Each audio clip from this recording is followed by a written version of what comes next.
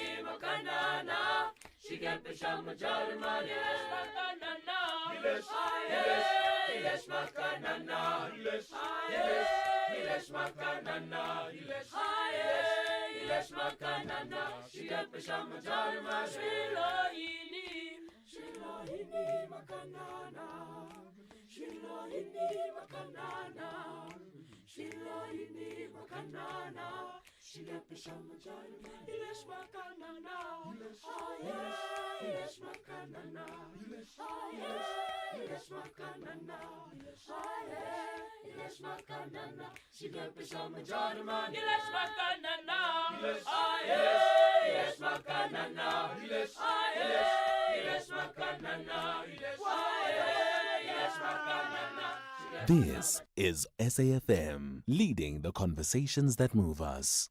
This is SAFM. Just tell me about how this concert series fits in with what you are trying to do with these young people.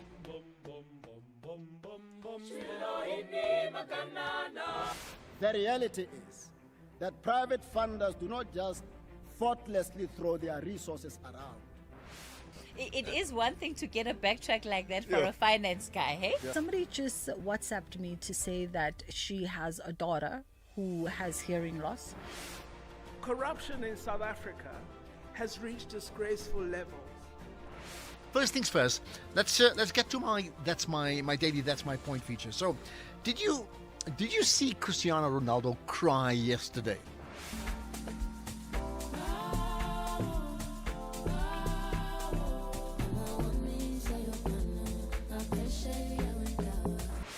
This is SAFM. This is SAFM. Just tell me about how this concert series fits in with what you are trying to do with these young people.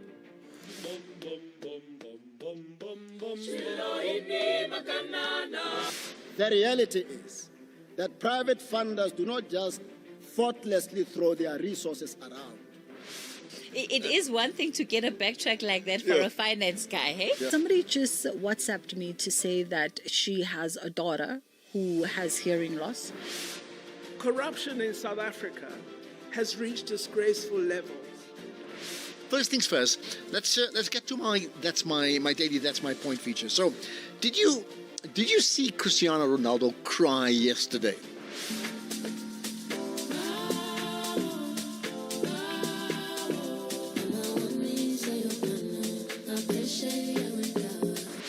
This is SAFM.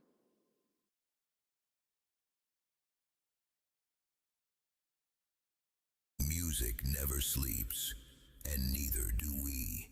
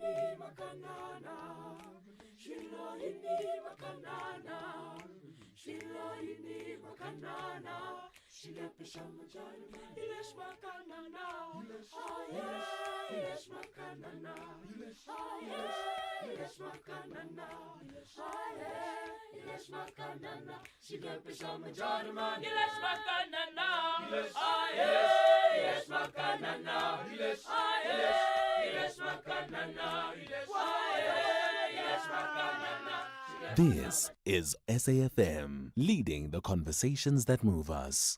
This is SAFM. Just tell me about how this concert series fits in with what you are trying to do with these young people.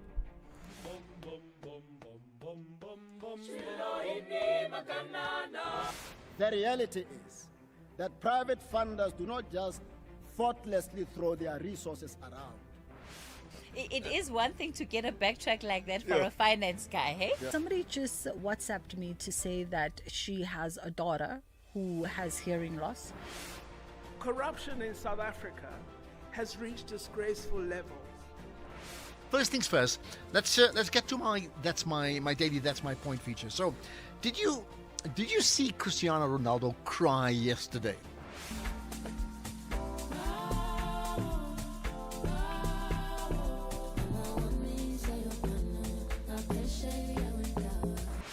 This is SAFM. This is SAFM. Just tell me about how this concert series fits in with what you are trying to do with these young people.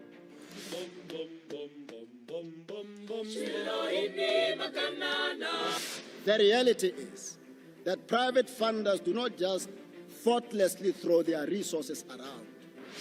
It is one thing to get a backtrack like that for a finance guy, hey? Somebody just WhatsApped me to say that she has a daughter who has hearing loss. Corruption in South Africa has reached disgraceful levels. First things first. Let's get to my daily that's my point feature. So, did you see Cristiano Ronaldo cry yesterday?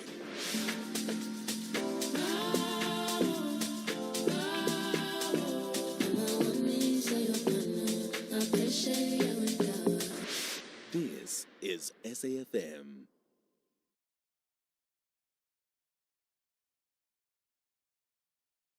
Music never sleeps, and neither do we.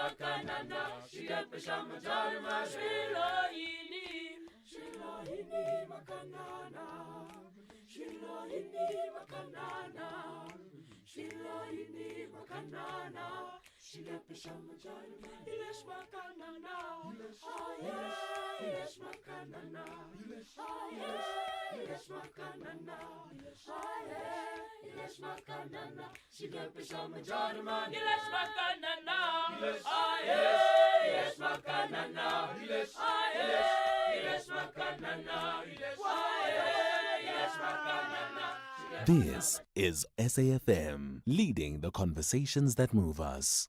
This is SAFM. Just tell me about how this concert series fits in with what you are trying to do with these young people.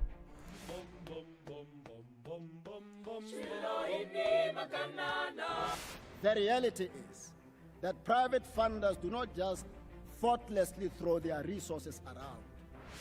It is one thing to get a backtrack like that for a finance guy, hey? Somebody just WhatsApped me to say that she has a daughter who has hearing loss.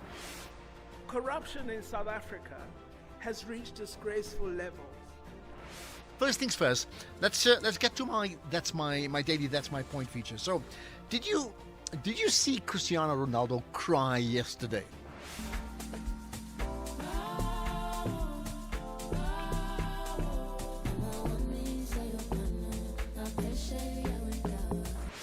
This is SAFM. This is SAFM. Just tell me about how this concert series fits in with what you are trying to do with these young people.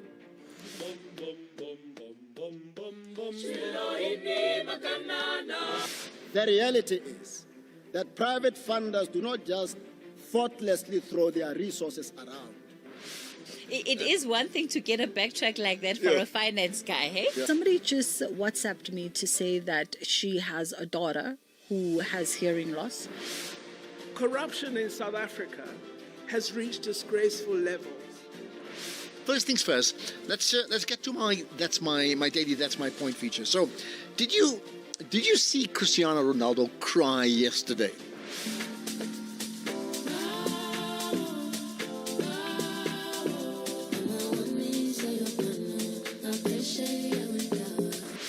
This is SAFM.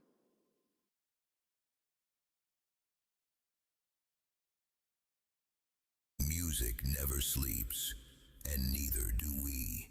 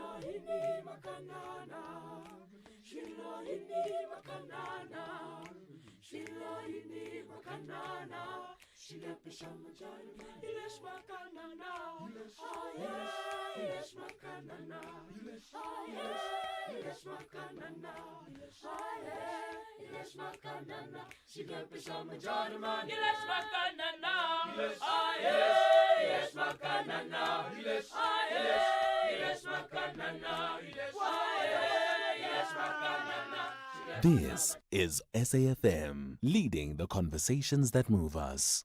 This is SAFM. Just tell me about how this concert series fits in with what you are trying to do with these young people.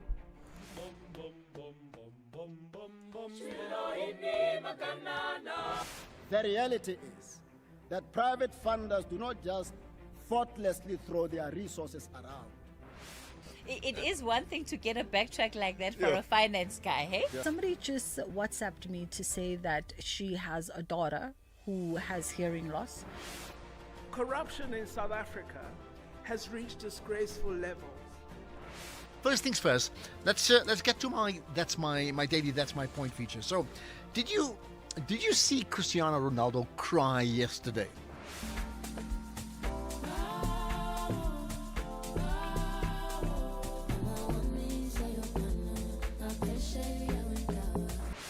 This is SAFM. This is SAFM. Just tell me about how this concert series fits in with what you are trying to do with these young people.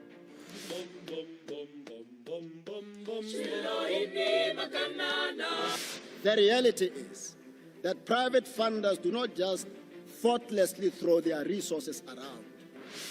It is one thing to get a backtrack like that for a finance guy, hey? Somebody just WhatsApped me to say that she has a daughter who has hearing loss. Corruption in South Africa has reached disgraceful levels.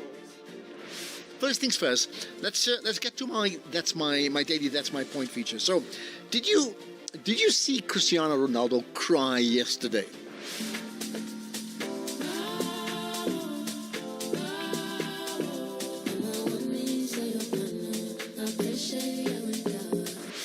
This is SAFM.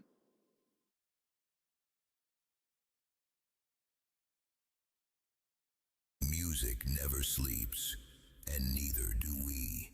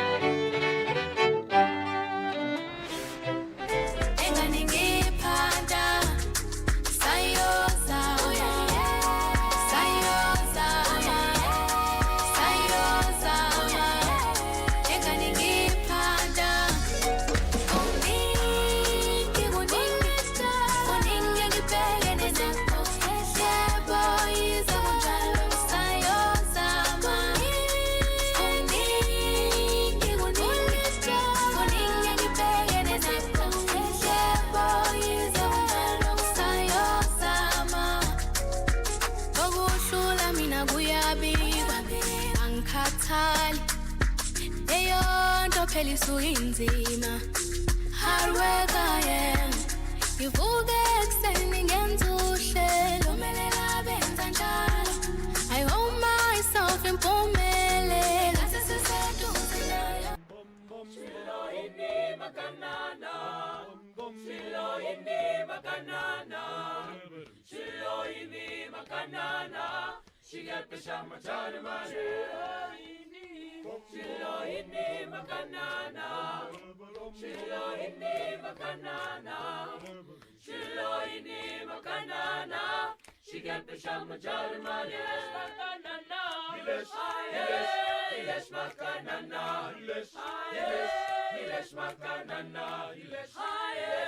Ilesh makanana. Shigepisha machari mani. Shilo ini makanana. Shilo ini makanana. Shilo ini makanana. Shigepisha machari mani. Ilesh makanana. Ilesh makanana.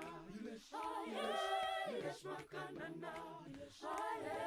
Ilesh makanana. Shigepisha machari mani. Ilesh makanana. Ilesh makanana. Ilesh makanana. Ilesh makanana. This is SAFM, leading the conversations that move us. This is SAFM. Just tell me about how this concert series fits in with what you are trying to do with these young people.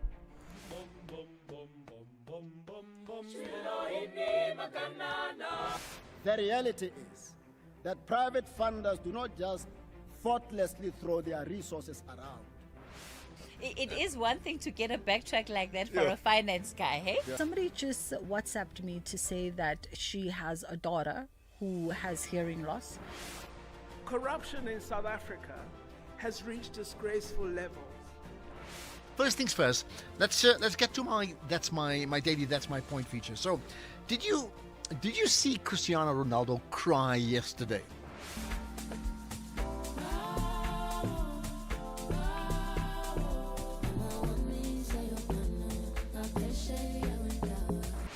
This is SAFM.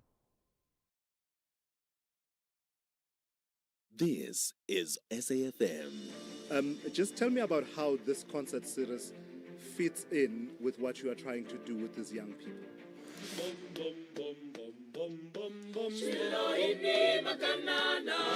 The reality is that private funders do not just thoughtlessly throw their resources around. It is one thing to get a backtrack like that for a finance guy, hey? Somebody just WhatsApped me to say that she has a daughter who has hearing loss. Corruption in South Africa has reached disgraceful levels. First things first, let's get to my daily that's my point feature. So, did you see Cristiano Ronaldo cry yesterday?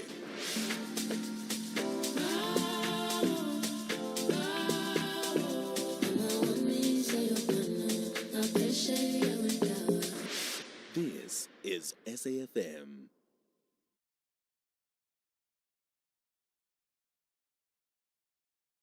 Music never sleeps, and neither do we.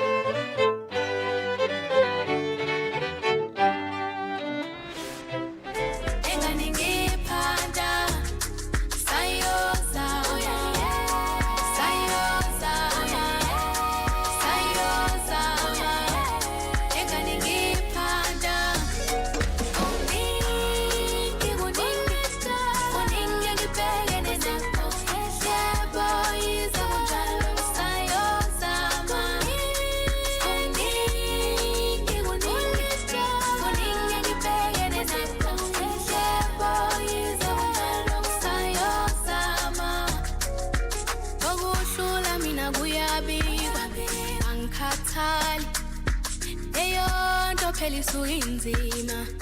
Hard work I am. Ngivuke ekuseni ngenza uhlelo, kumele ngabenza njalo. I hold myself impumelelo. Sesiseduze nayo. Shilo ini makanana. Shilo ini makanana. Shilo ini makanana. She got the shama chana mane. Shilo ini makanana. Shilo ini makanana. Shilo ini makanana. She got the shama chana mane. Yes, yes, makanana. Yes, makanana. Yes, makanana. She got the shama chana mane. Shilo ini. Shilo ini makanana. Shilo ini makanana. Shilo ini makanana. She got the shama chana. Yes, makanana.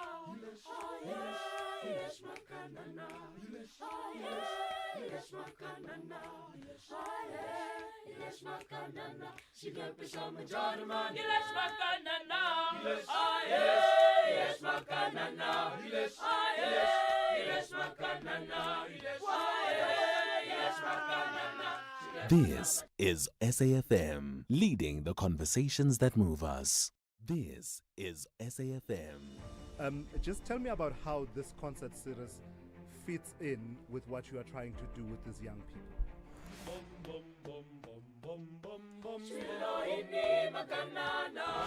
The reality is that private funders do not just thoughtlessly throw their resources around. It is one thing to get a backtrack like that for a finance guy, hey? Somebody just WhatsApped me to say that she has a daughter who has hearing loss. Corruption in South Africa has reached disgraceful levels. First things first, let's get to my daily that's my point feature. So, did you see Cristiano Ronaldo cry yesterday?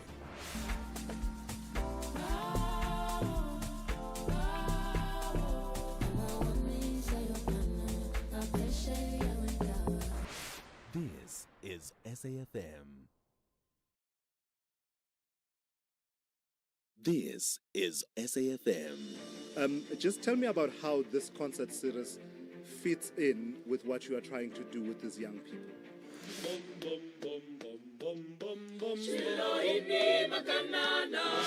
The reality is that private funders do not just thoughtlessly throw their resources around.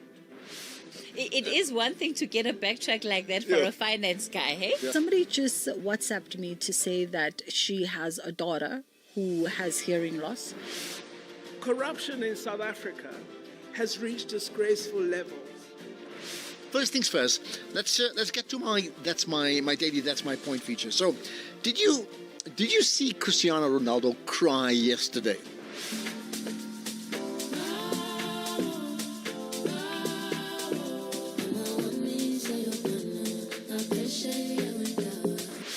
This is SAFM.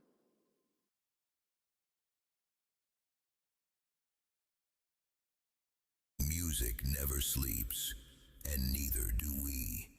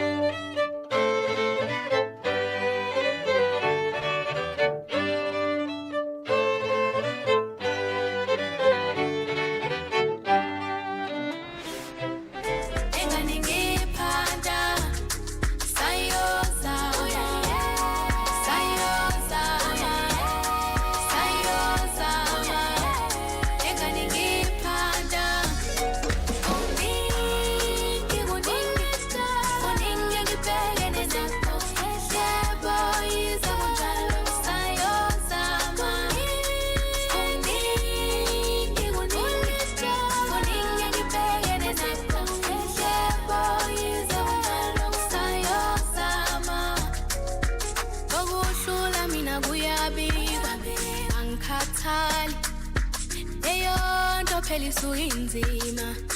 Hard work I am. Ngivuke ekuseni ngenza uhlelo, melela benza njalo. I hold myself impumelelo. Ngathi siseduze nayo. Shilo ini makanana. Shilo ini makanana. Shilo ini makanana. Shigepesha macharma. Shilo ini makanana. Shilo ini makanana. Shilo ini makanana. Shigepesha macharma. Yes makanana. Yes makanana. Yes makanana. Yes makanana. Shigepesha macharma. Shilo ini makanana. Shilo ini makanana. Shilo ini makanana. Shigepesha macharma. Yes makanana. Yes makanana. Yes makanana. Yes makanana. Shigepesha macharma. Yes makanana. Yes makanana. Yes makanana. Yes makanana. This is SAFM, leading the conversations that move us. This is SAFM.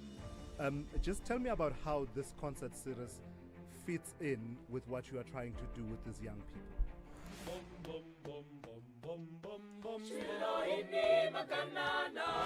The reality is that private funders do not just thoughtlessly throw their resources around. It is one thing to get a backtrack like that for a finance guy, hey? Somebody just WhatsApped me to say that she has a daughter who has hearing loss. Corruption in South Africa has reached disgraceful levels. First things first, let's get to my daily that's my point feature. So, did you see Cristiano Ronaldo cry yesterday?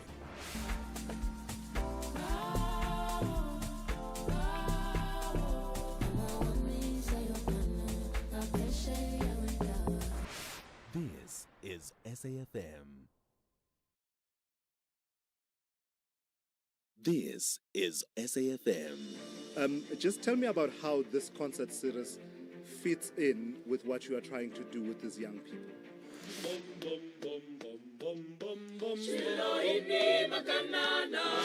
The reality is that private funders do not just thoughtlessly throw their resources around. It is one thing to get a backtrack like that for a finance guy, hey? Somebody just WhatsApped me to say that she has a daughter who has hearing loss. Corruption in South Africa has reached disgraceful levels. First things first, let's get to my daily that's my point feature. So, did you see Cristiano Ronaldo cry yesterday?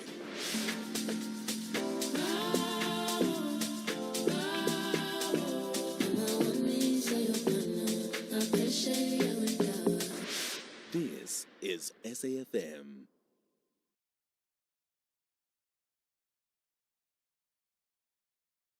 Music never sleeps, and neither do we.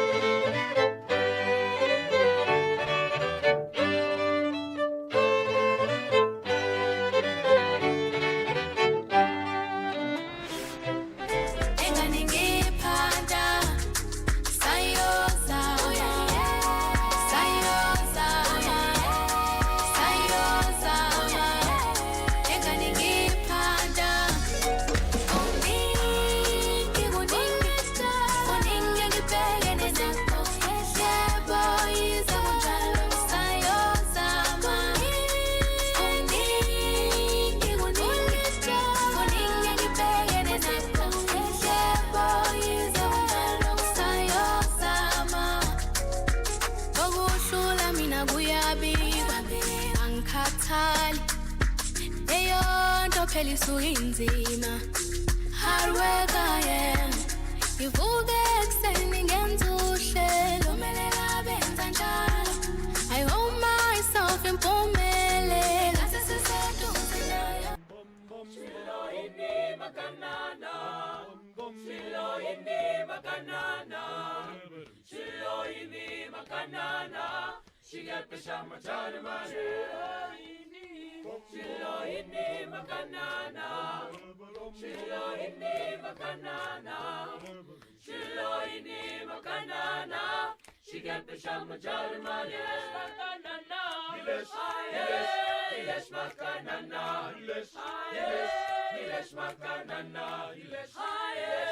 Ilesh makanana. Shigepisha matari mani. Shilo ini makanana. Shilo ini makanana. Shilo ini makanana. Shigepisha matari mani. Ilesh makanana.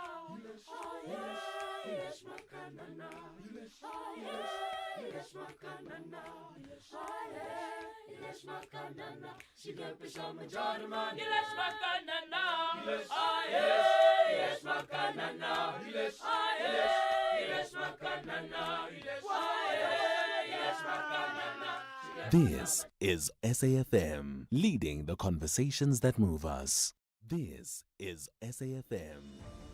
Just tell me about how this concert series fits in with what you are trying to do with these young people.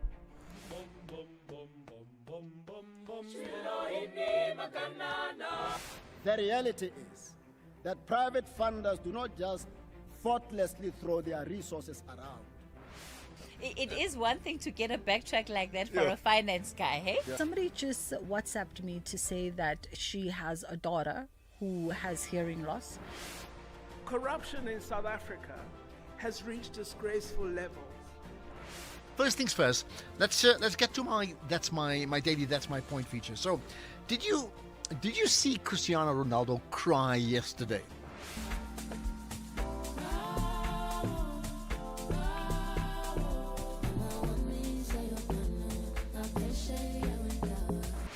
This is SAFM. This is SAFM. Just tell me about how this concert series fits in with what you are trying to do with these young people.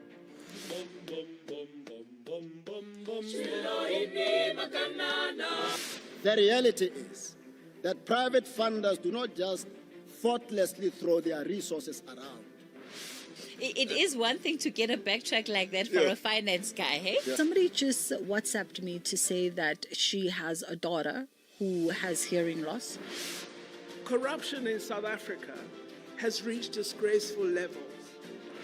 First things first, let's get to my daily that's my point feature. So, did you see Cristiano Ronaldo cry yesterday?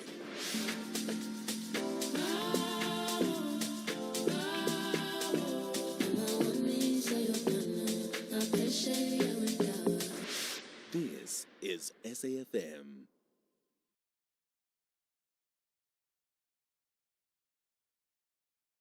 Music never sleeps, and neither do we.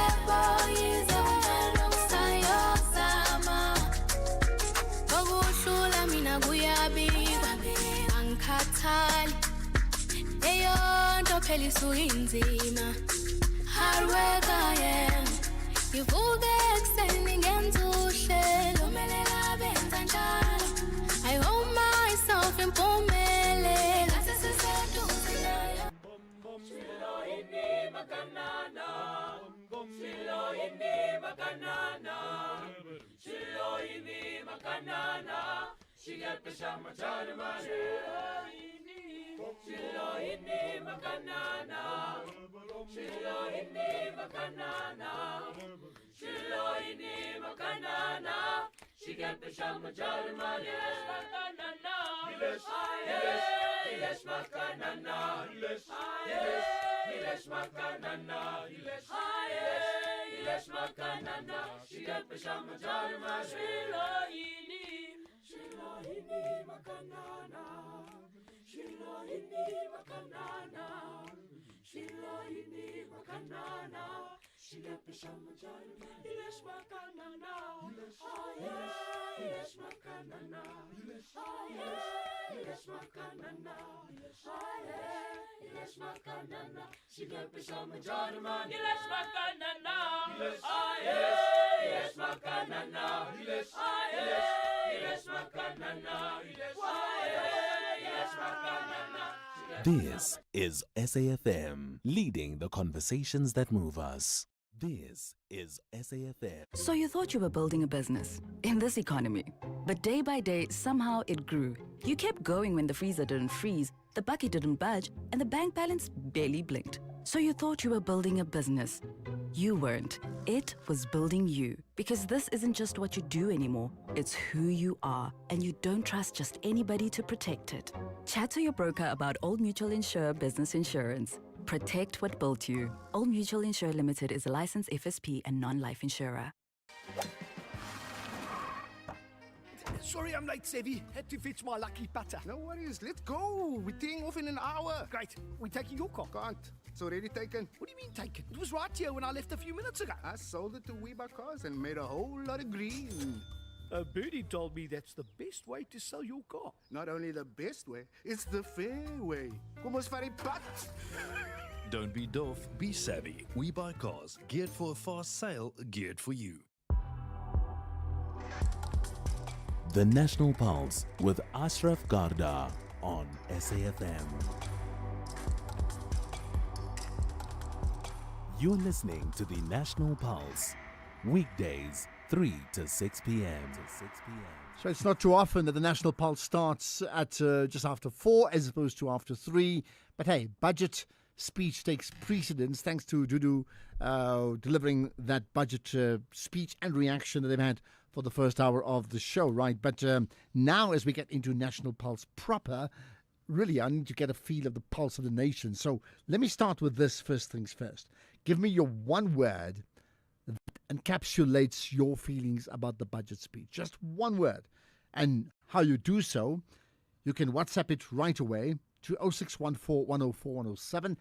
Many people are on the X platform tweeting it out. You can do that if you're on Facebook as well. Tag SFM Radio and do tag me, Ashraf Garda. Right. And later on, we'll open the lines to calls 0614 104 107. You can save that number. In the next 2 hours, not 3 hours, we'll speak to, well, two parts really. The first part, by and large, political party reaction, which we'll get to now. And the second part thereafter, after 5 o'clock, we'll get reaction around societal reaction, you know, from Section 27 and others, okay? And I think that's very, very important that we'll do that. So all of that coming up later on. But first things first, then let's get reaction from Action SA, and their MP is Athol Trollip. So Athol, appreciate your time. Thanks for joining us. Good afternoon, Ashraf. Thanks for having me on your show, and good afternoon to your listeners. Thank you. Right. So first things first, I mean, the minister in delivering the budget, he's described it as a turning point budget. You agree?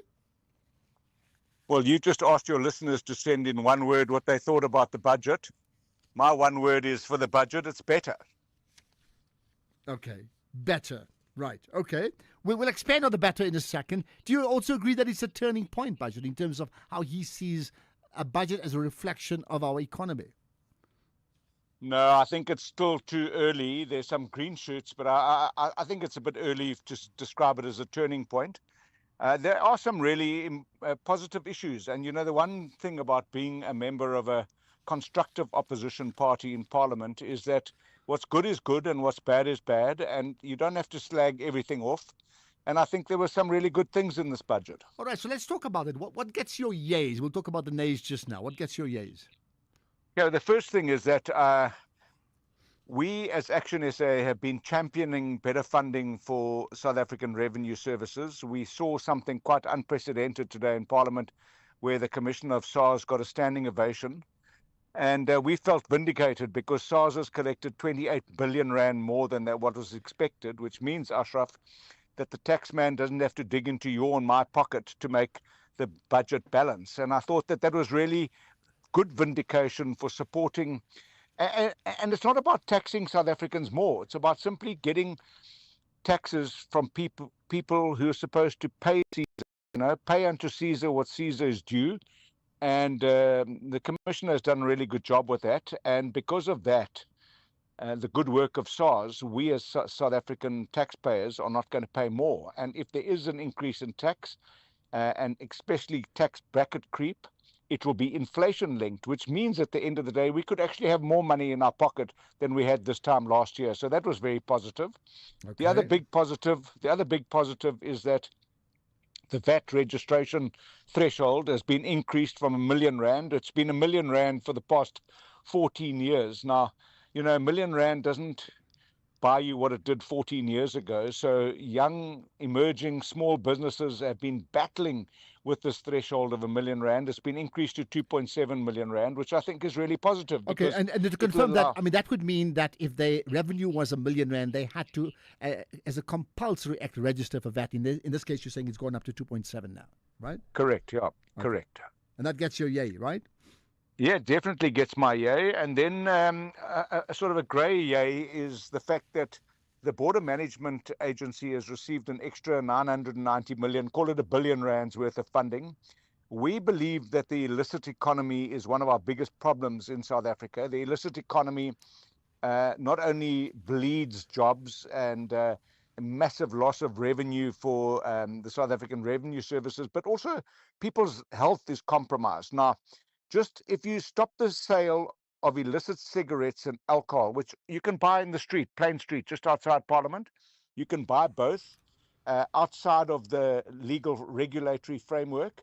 If you stop that alone, it would mean that revenue services could collect an extra 30 billion rand just from the prevention of illicit cigarettes and alcohol. I'm not talking about illicit diamond, gold trade, clothing, fake clothing, etc., etc. So we believe that more money should be ring-fenced and spent on combating illicit trade, because that will allow us to address our economy that simply won't grow. So okay. My negative, Ashraf. Okay, but you said your border one is a grey area. So yes, until you wait and see, right? The nays, the negatives? Okay, well, border is grey because it's a bit of yes and no. Yeah. R1 billion extra for patrolling our borders is good. It'll help with the illicit trade, but there's still disproportionate funding. VIP protection services get 4.5 billion rand, yet the Hawks and SIU get 2.5 billion rand. That's completely disproportionate. We believe that money for VIP protection services should be better spent in combating illicit trade. The nay issue is our economy. Our economy just can't grow. Our economy is stagnated between 1 and 1.4% growth. That can't even absorb every matriculant that writes matric and coming into the market looking for a job opportunity. It can't absorb them, let alone the 12 million people who are out of work. So we believe that if you control the illicit economy and get another 30 billion into the fiscus, that would start showing green shoots of economic growth. And then the last positive that I found, I serve on the Judicial Service Commission. I'm very concerned that our criminal justice system is limping along. If you watch Madlanga Commission or if you watch ad hoc committee in Parliament, you'll see that we really battle, and people who are out on the streets free, who should be in courts being prosecuted and sent to jail, just don't go there, don't go to court or jail. We see dockets being lost and cases being thrown out of court. The additional funding for the Department of Justice and the criminal justice system is a really positive development for us as Action SA. So on the whole, much less controversial than last year. No tax increase, no VAT increase, a much better budget. And I know that, your party is outside the GNU, but do you get a sense that this reflects a GNU budget as opposed to an ANC budget? Look, I don't know. I really don't know. But the GNU still remains an ANC-controlled government, almost in every sense. They determine what the ANC, what government does. The ANC does, for example. The DA and others go to court on a number of issues, but I don't see any real turning of this Titanic away from bad ANC policy making to new GNU policy making. I haven't seen that yet. But I don't want to be a doomsdayer. I just am answering your question and being honest about it. Okay. Maybe just the last thing. I mean, it's difficult to say, but because you can get budgets wrong and it's difficult to prioritize everything. But by and large, does this budget reflect the priorities of South Africa? By and large, notwithstanding what you said earlier already. Look, I mean, Ashraf, we had the budget presented to us at 2:00 between 2 and 3:30. The White Book is a massive book. It has thousands of pages. We now have to take the State of the Nation address and the promises made by the president, have a look at whether the promises that he's made are funded. For example, in agriculture, the president said that they would employ 10,000 more extension officers. I haven't even been able to look at that budget to see whether there's a budget allocation for increased spending on extension services in the Department of Agriculture. So we will pore over that budget this weekend and have a look at the promises of SONA and what the minister is actually allocating. Because if your SONA is all about promises, but there's no money linked to the promises, it's just empty words. Yeah. Well, I think your point is valid, that the budget actually must reflect not just what I call the priorities, it has to reflect the SONA priorities. So what was said, it needs to be backed up by money allocation, right?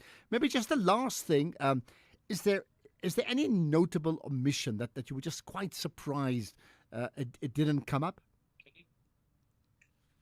No, look, the notable omission, I think I've spoken about it, is about ring-fenced funding to control the illicit economy. I still think there are too many individual politicians, officials in government and political parties that benefit from the illicit economy. And until that changes, we're not going to be able to control it. We've seen British American Tobacco closing down a company because their cost of production of a packet of cigarettes compared to the person who pays no VAT, no import duties, no health regulations, they just can't compete. It simply it destroys jobs. But I think it's really important that the sin tax increases are inflation linked now, which makes it a little bit easier for those competing in the regulated economy to be able to be more competitive. But if you are being taxed over and above inflation and you're complying with all regulations and you're competing with people who comply with no regulations and don't pay tax, it's simply impossible to compete. Yeah, point made, point taken. Athol Trollip, thank you for your time representing Action SA. And yes, you're going to have a busy weekend, I'm sure about it, going through all those multiple pages and comparing that to SONA. So much appreciate your time here on the National Pulse.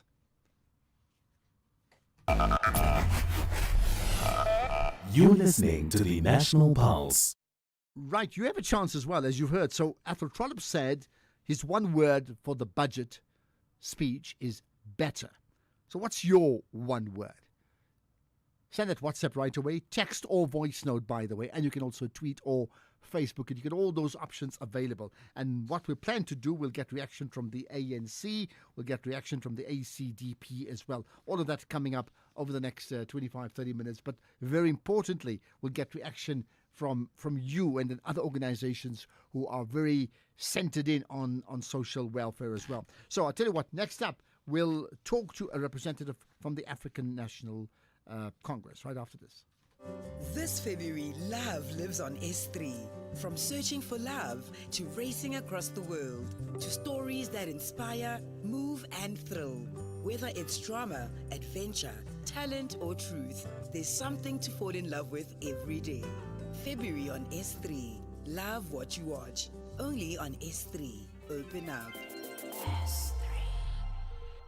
The safety and well-being of learners is a shared social responsibility. Parents and guardians play a critical role in ensuring safe, reliable, and lawful scholar transport.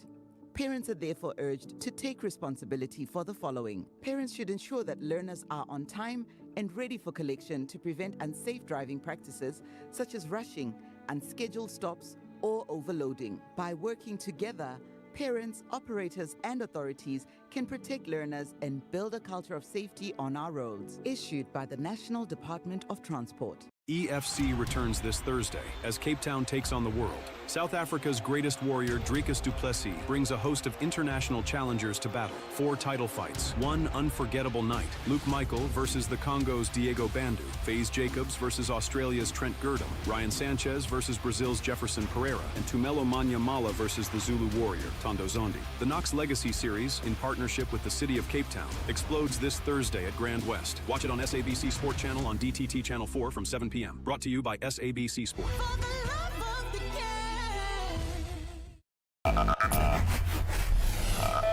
You're listening to the National Pulse. I say people like Jabu Kanyile as well as Ayanda Sodawa listening to the show, tweeting out thanks for doing just that, and many people responding to their one-word reaction to Budget 2026. Keep it going. Now let's get reaction from the ANC. The ANC MP and chairperson of the Standing Committee on Finance is Joe Maswanganye. Appreciate your time, Joe. Thanks for joining us on the National Pulse.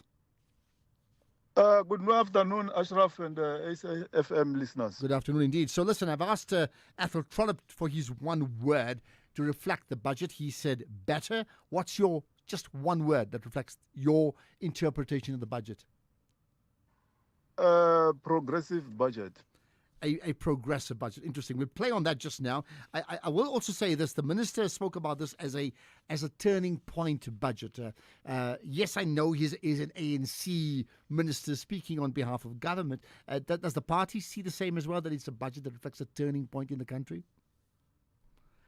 Indeed, it's a turning point because the budget speaks to issues that were raised by the president in SONA and some of the outstanding issues that we have been talking about, like the issue of land, which has been a matter that communities have been raising for many years. I see that the minister is allocating money on the land reform, also to small businesses. The tax bracket, when you have to register for VAT, it moves from 1 million to above 2 million, which is his way of doing business as a small business. There's money that is allocated for NSFAS. As you know, that students are up in, protesting NSFAS.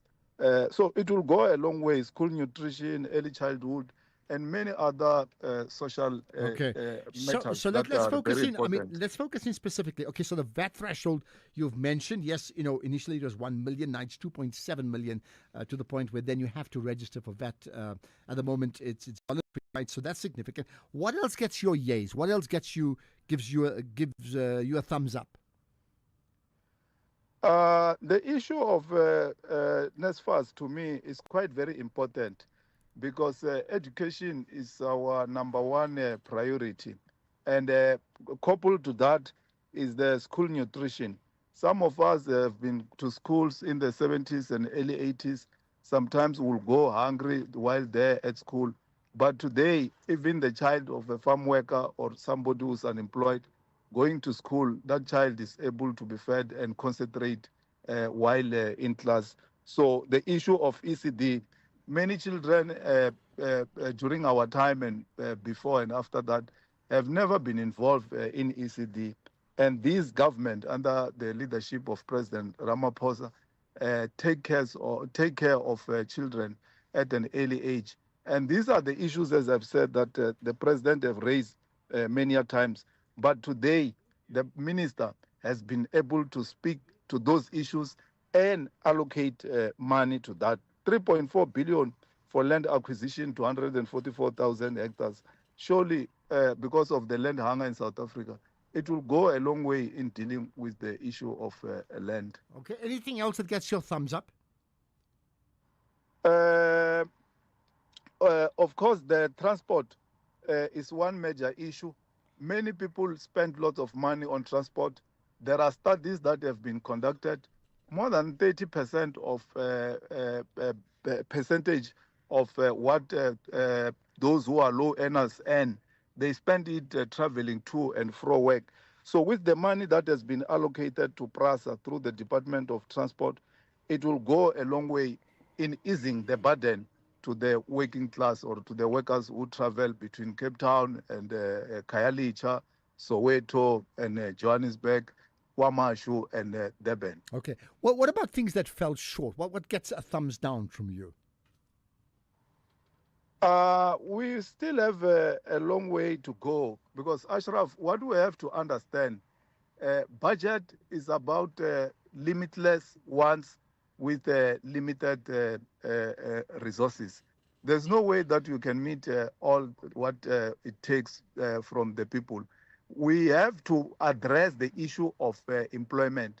So the issue of employment opportunities for young people is something that we must pay closer attention to. And you think the budget does not reflect that?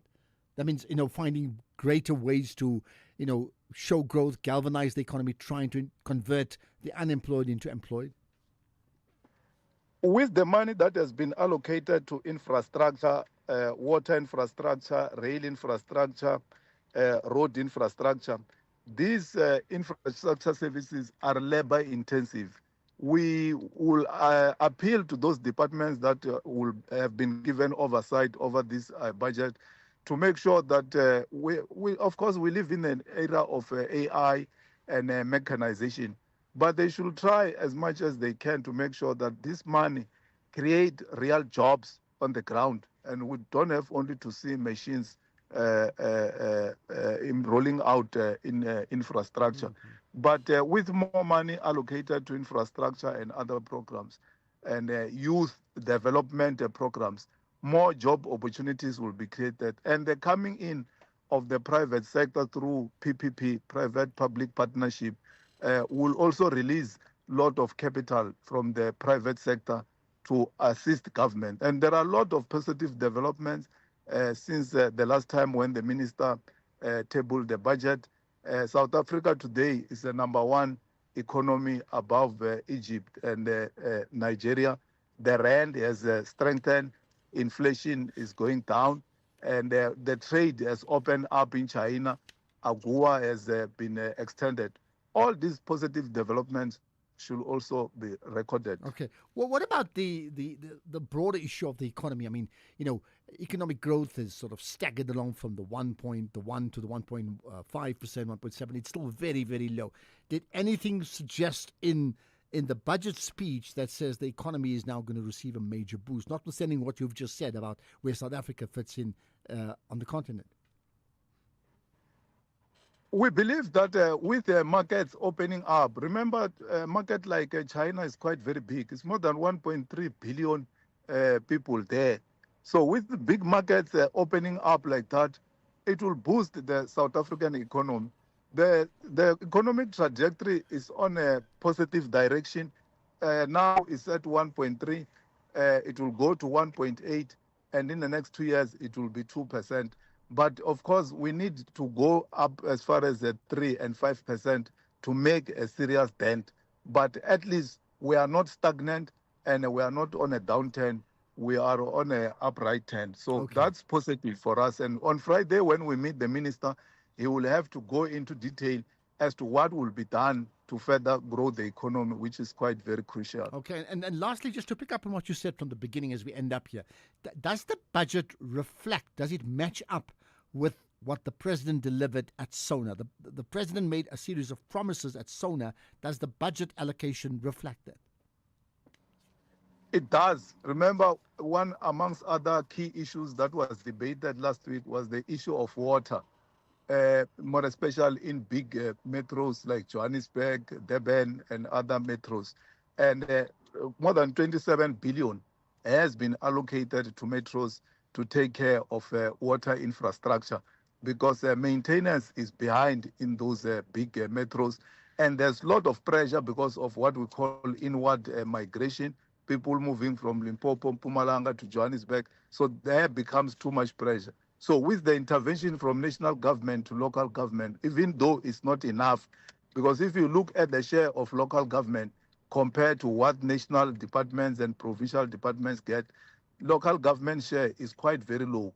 It's a matter that we have been raising as a finance committee because it gets almost 10%, and whereas the actual delivery is happening at local government level. So the equitable share formula has to be revised. Well, therefore, the quicker we can get to 2, 3, and 4% economic growth, the better, and we're far away from that. Point taken. Dr. Joe Maswanganyi, yes, the ANC MP, chairperson of the Standing Committee on Finance. Much appreciate your time here on the National Pulse. His word, progressive in terms of the budget. What's yours? Let's get the news headlines. Here's Ondela. Thank you, Ashraf. On the news headlines, a boost in tax revenue has given the National Treasury room to offer the first inflation-linked tax relief since the 2023-24 financial year.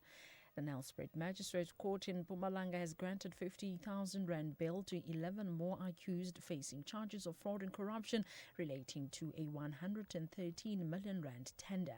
And in the longest ever State of the Union address to Congress, U.S. President Donald Trump says his administration has delivered what he called a turnaround for the ages in its first year and ushered in a golden age. A full update follows at the top of the hour with Kulufelo Defo. SAFM, guiding you through the rush hour traffic.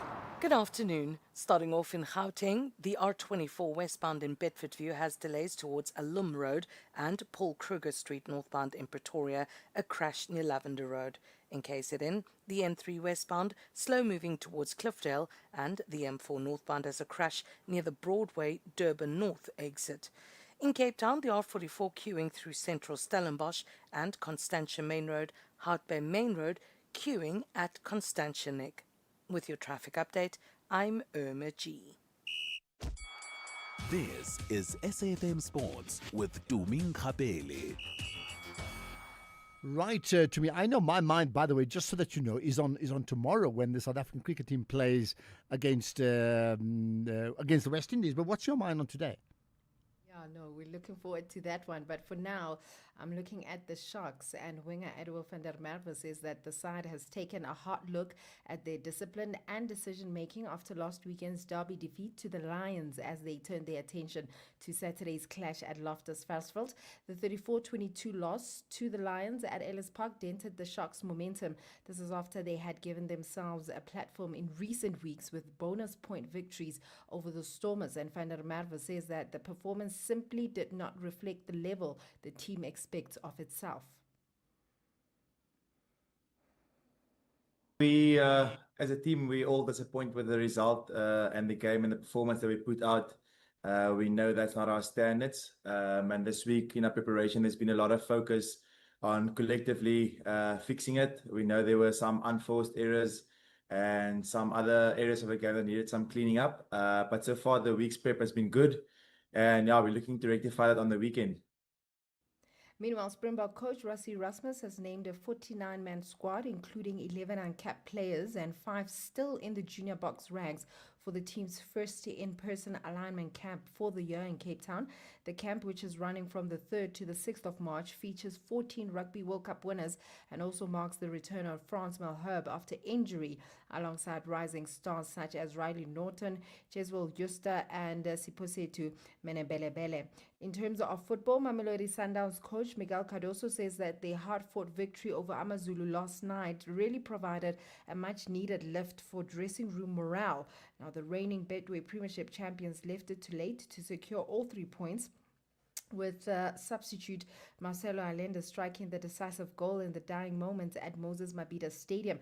And Cardoso says that there have been intense reflections within the camp This is after their recent Nedbank Cup elimination, with the squad eager to respond to criticism and reassert their quality. Elsewhere, Borussia Dortmund say that some of their supporters have been denied entry into Italy ahead of tonight's Champions League clash with Atalanta, while others were visited by police at their accommodation. In a statement, the club admitted surprise at the scope of the measures, though acknowledged that need for security assessments around major fixtures. Dortmund lead 2-0 from the first leg and will look to secure their place in the round of 16, where the winners will face either Arsenal or Bayern. In cricket, international test cricket will return to Darwin for the first time in over 2 decades this August, with Australia set to host Bangladesh in a 2-match series. Cricket Australia confirmed the opening test will be staged in the Northern Territory capital from the 13th to the 17th of August, marking the city's first since 2004, while the second will be played in Mackay from the 22nd to the 26th of August. In terms of golf, for South African star Brendan Grace says that his compatriots want to show the world what the Investec SA Open Championship means to local golfers as the prestigious tournament tees off in Stellenbosch tomorrow. Grace, who lifted the trophy back in 2020, admits that he still gets goosebumps watching the footage of that victory and insists this week will be special. The 37-year-old believes that the move from Johannesburg to Durban and now Stellenbosch will help raise the profile of the event, adding that it basically adds to its rich legacy as one of the country's most treasured titles. Anything's off with motorsport. South Africa's hopes of returning to the Formula One calendar have suffered another setback, with the F1 chief Stefano signaling that Istanbul Park in Turkey could rejoin the schedule in 2027, pushing any prospect of a South African Grand Prix further back, likely beyond 2029. Remember, the country last hosted F1 back in 1993 at Kyalami, but despite efforts by the Minister of Sports, Gayton McKenzie, including the launch of a bid steering committee and FIA approval for upgrades to Johannesburg circuit, negotiations have so far proved fruitless, and we still wait to see how this one is going to unfold. On that note, it is a wrap from my side for now. I'll have more in the next hour. Well, listen, I mean, to be honest, that pitch for Formula One was done on sheer enthusiasm as opposed to rands and cents. Having said that, it is one of the great ironies of South Africa that the last time we hosted a Formula One Grand Prix was in apartheid South Africa as opposed to democratic South Africa. EFC returns this Thursday as Cape Town takes on the world. South Africa's greatest warrior, Dricus du Plessis, brings a host of international challengers to battle. 4 title fights, 1 unforgettable night. Luke Michael versus the Congo's Diego Bandu. FaZe Jacobs versus Australia's Trent Girdham. Ryan Sanchez versus Brazil's Jefferson Pereira. And Tumelo Manyamala versus the Zulu warrior, Tondo Zondi. The Knox Legacy Series, in partnership with the City of Cape Town, explodes this Thursday at Grand West. Watch it on SABC Sport Channel on DTT Channel 4 from 7 p.m. Brought to you by SABC Sport. When you train for results, you don't quit halfway. Earn up to 7.35% interest with a Nedbank Just Invest account. Access your money within 24 hours. Keep your money agile. Get money fit with Nedbank. See money differently. Nedbank. For more information, visit nedbank.co.za. We're licensed FSP and registered credit provider. T's and C's apply. This February, fall in love with a blockbuster that defined a generation. Courage, survival, rebellion. The world of Panem returns. Every moment, every battle, every choice. Settle in for the ultimate movie night with The Hunger Games. Back on your screen where it belongs. The Hunger Games, Sundays at 7 p.m. only on S3. Open up.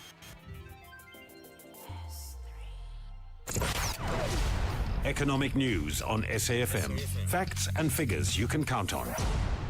Well, you know, every day when we cross to Makwe Masilela, it's very important. But on a day like the budget day, it's even doubly so, Makwe. So what's your reaction to the markets? Afternoon to you, Ashraf. Ahead of the budget speech, the market was expecting a very bullish budget with a substantial revenue overrun, feeding through to higher primary surpluses and a clear decline when it comes to the debt to GDP ratio. Remember, our markets are riding a wave of positive hope that hasn't been seen in years, and whether that lasts, Ashraf, depends on one thing, that is the economic growth. The rand firmed almost 0.2% before or ahead of the budget, and the JSE was up 0.8%, and the general global conditions have turned more positive, especially for emerging markets, but the margin for policy error remains thin, and markets welcomed the budget as that our macroeconomic position improved from a year ago, with our public debt having stabilized and government coffers benefiting from a surge in mining income. As we start borrowing less, that will help our bond yields to decline. Ashraf, meaning will pay a reduced interest rate. Construction companies tend to benefit from the ramping up of investment when it comes to logistics, energy, water, and sanitation projects. And the knee-jerk reaction for the rand was to continue to strengthen, up 0.7% against the US dollar, now 15.84, 21.46 against the pound, 18.70 against the euro, and the JSE maintained the rally. We are now up 1.5%, led by our resources. And yes, oil prices held near 7-month highs as traders waited that up the threat of an attack from the US to Iran. And we see Brent crude is down 0.2% at $71 a barrel. And the yellow metal rebounding after the previous session weaknesses as traders assess the impact of newly imposed US tariffs and awaited US-Iran talks later this week. And we see that gold itself is up 0.7%. 5,183, but platinum is up a whopping 6% at 2,306. Right, got all of that, and of course, a busy day for you and for many others who keep an eye on the markets on the significant day of the budget speech 2026. Thanks for that, Mark. We have an hour of the markets itself in detail coming up from 6 to 7 this evening with the SFM Market Update. X at SFM Radio and at Ashraf Garda. And we'll get further reaction, certainly from the political parties, the ACDP as well, coming up shortly. And then after 5, we'll get reaction from Section 27 in terms of what they see, whether that, their stance is pro-poor, just how did that measure up. In the meantime, let me hear from you. You're on the pulse. I need to get a sense of what you're thinking. First of all, your one word, if you're up for it, to start with, then you can explain it, but it's just nice to understand a one-worder in text or in WhatsApp that will reflect your understanding of what came through from the budget. First, we go to the Eastern Cape. Tando, go for it. Hi. Tando, hi. You're so unfair about this one word narrative because we're Africans. We can go on for good. We can't say Trump or Zuma or, we have to but you've already said more than one word, so the plan is to say one word, then you can explain that. So wishful thinking, for one thing. I mean, really, if the economy is not growing, you can budget as much as you want. These people, you see, what South Africa doesn't need is political bickering and political battering. What South Africa needs is growth, in a sense that if we were in a, what tone can we be? Same vision, whereby we want to suppress, say, the Asian tigers. We want all to equal them. Where we actually say, guess what? Let's stop this fooling around. Let's actually put things down, and then because then again, there are instances where people are being empowered than others. I mean, if for instance, it really was a country, if it was really a democracy, if it really was a Ubuntu, it is not. That's a sad part. What does that mean when you say it's not a democracy? I'm struggling to understand you. It is a kakistocracy. Kakistocracy, that means it's run by people who are not supposed to be in the positions they are in. That's what kakistocracy means. And say, for instance, if we were all, not necessarily we won't be equal. That's a utopian thingy. But guess what? If we all could just have one vision of saying, build this country. I mean, like Singapore, like Kagame is doing a thingy, like others people who are doing amazing stuff for everybody. Like that guy in Burkina Faso and everything. I mean, where we pull together, not this, how many political parties do we have? Yeah, but the plan is, I mean, Tando, let's leave it at that. You made your point. I think the plan is, how do you agree on everybody pulling together? That's the big question. Tando, I mean, for now, you're saying the budget would be wishful thinking. I've got that, right? Thanks for that, Tando. And your piece. Putana, what's your thoughts? Wishful thinking, indeed. You know his remarks, the minister. Good afternoon, my brother. Yeah, good afternoon. That at Johannesburg, they get a revenue of 9 billion from water. And they purport to spend about 2 billion. It doesn't show. It doesn't show at all. The student accommodation, they've turned it to a commodity. All of a sudden, the comrades have become entrepreneurs. The student accommodation is expensive. Yeah, but what is that? I hear your frustration, but what does that say about the budget today? Because, I mean, the budget speaks on a macro level. It can't get into specific details. What is speak about the budget today is that this accommodation is expensive, and then it's going to be only exclusively for people that can that are rich, that can afford. These people of the NSFAS, at some point, they weren't even able to get a proper accommodation. That is the point I'm making. And the crooks are there. They steal money through this student accommodation. They cap the amount of money. The rest have to be paid by the students. That's the point I'm making.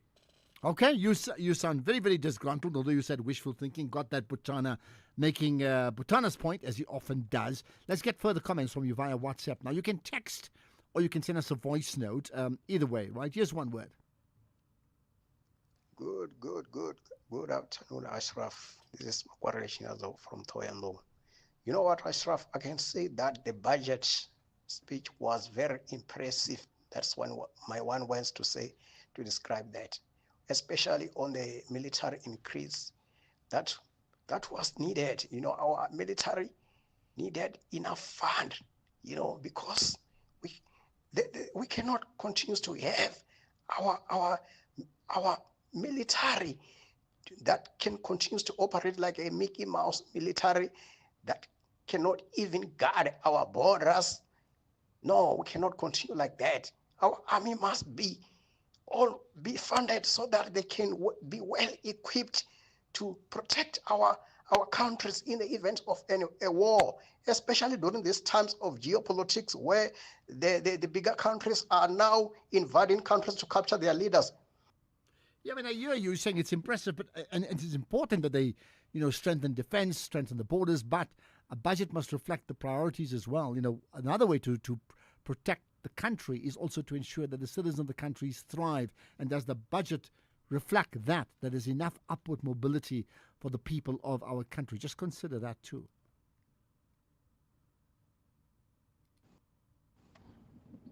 Good afternoon, SFM and to listeners. The Sylvan Governor from Durban. Mr. Ashraf, do we really have a GNU government? How do our GNU government allow 22 million rand statues to be erected in Durban, yet we give 80 rand to our pensioners? How is this possible? That statue money could be used elsewhere, in the medical field, building schools. So do we really have a GNU government? But don't you think, I mean, I hear what you're saying, but listen, there are allocations that go from national to provincial, and then different departments, and then they make the call. So it's not like everything is done by the president or the minister on that basis, notwithstanding the point that you make about priorities. Good afternoon, Ashraf. I just want to give a comment with regards to my one word that best describes the budget speech that was given earlier by the finance minister, Comrade Inoko Dongwana. Yeah. Ashraf, I would say it was a progressive speech. Because as a nation, we need to go through what we need to go through to get to where we need to be. And it's a progressive phase. It's a progressive pace, right? And no, I think it was a very good progressive speech, in my honest opinion. Daniel here in Bryanston. Thanks for that, Daniel. Interesting you use the word progressive. I mean, that's what the ANC representative said as well. But you haven't explained why you think it's progressive. I'd love to have known that too. Good afternoon, Ashraf and the listeners of SFM. Today I want to reflect on a critical highlight from the Minister of Finance recent budget speech, the commitment of 86.9 billion to support free basic services reaching an estimated 11.2 million South Africans through the equitable share system is truly significant, Ashraf. What does it mean, Ashraf? These allocations ensure that millions of households will continue having access to vital services like water, electricity, sanitation, regardless of their income in a country striving for social and economic equitability. Thanks, Ashraf, and the listeners of SF. Likopisa ngamanda pakala lepopa Ashraf richikoteno rai. Rdovela pano dipina ngambekida mushumo ya SFM. Kawe ma tekona vodi Ashraf ndayundu. Okay, there we are. Point taken about the significance earlier on. Let's do that. Good afternoon, Chico Proteadlen. This is unfair. They don't want to increase the SRD grant. They are busy increasing veterans grant. For some, you know, these veterans war, there was no war in South Africa, but they are receiving increase. This is totally unfair. But they're talking about war veterans that participated against apartheid. You say there was no war? Hello, Ashraf and SA listeners. It's TJ from Egrule. The South African government are well aware of squatter camps in South Africa. How much have they allocated for social housing? Because you cannot say you're ruling people and the economy is upward, whereas people live in squalor. Squatter camps means that people are homeless, mister. It's just that you get corrugated zinc, 2 or 3, then you build some kind of a shelter. Then they call that a home. How much have they allocated, Ashraf, for housing? Well, I think there we are. Listen, I mean, so there we are. A lot of it is based on what they can afford. I'm not saying it's right. Think about that too. This is the National Pulse. EFC returns this Thursday as Cape Town takes on the world. South Africa's greatest warrior, Dricus du Plessis, brings a host of international challengers to battle. 4 title fights, 1 unforgettable night. Luke Michael versus the Congo's Diego Bandu. FaZe Jacobs versus Australia's Trent Girdham. Ryan Sanchez versus Brazil's Jefferson Pereira. And Tumelo Manyamala versus the Zulu warrior, Tondo Zondi. The Knox Legacy Series, in partnership with the City of Cape Town, explodes this Thursday at Grand West. Watch it on SABC Sport Channel on DTT Channel 4 from 7 p.m. Brought to you by SABC Sport. Wait till you hear how much money Outsurance saves 30-year-old Dineo on her car insurance. I'm saving 1,094 rands. That's an incredible monthly saving of 1,094 rand on Dineo's 2025 Kia Sonet. SMS out to 30754. Here's 63-year-old Almero. We do save 417 Rand. That's about 5,000 Rand a year. That's an awesome saving on Almero's 2021 Ford Ranger. Get a quote now. SMS out to 30754. With Outsurance, after 3 claim-free years, you get an out bonus. Can't wait for that. A little bit of cash for a girl to have a little bit of fun, eh? Always getting something out. You also get 5 million Rand third-party liability cover, covering damage to the other person's vehicle in an accident. How much could Outsurance save you? Get a quote now. SMS out to 30754. That's out to 30754. Licensed insurer in FSP. TCs and information online. When music meets nature, something unforgettable happens. Symphony by the Water, a world-class live music experience set against the breathtaking beauty of Midmar Dam, featuring the KZN Philharmonic Orchestra, Spogazi, the Black Lapels. Saturday, the 7th of March, 2026. Day tickets from 150, evening tickets from 350. Tickets available at WebTicket and Pick n Pay. Symphony by the Waters, where sound flows.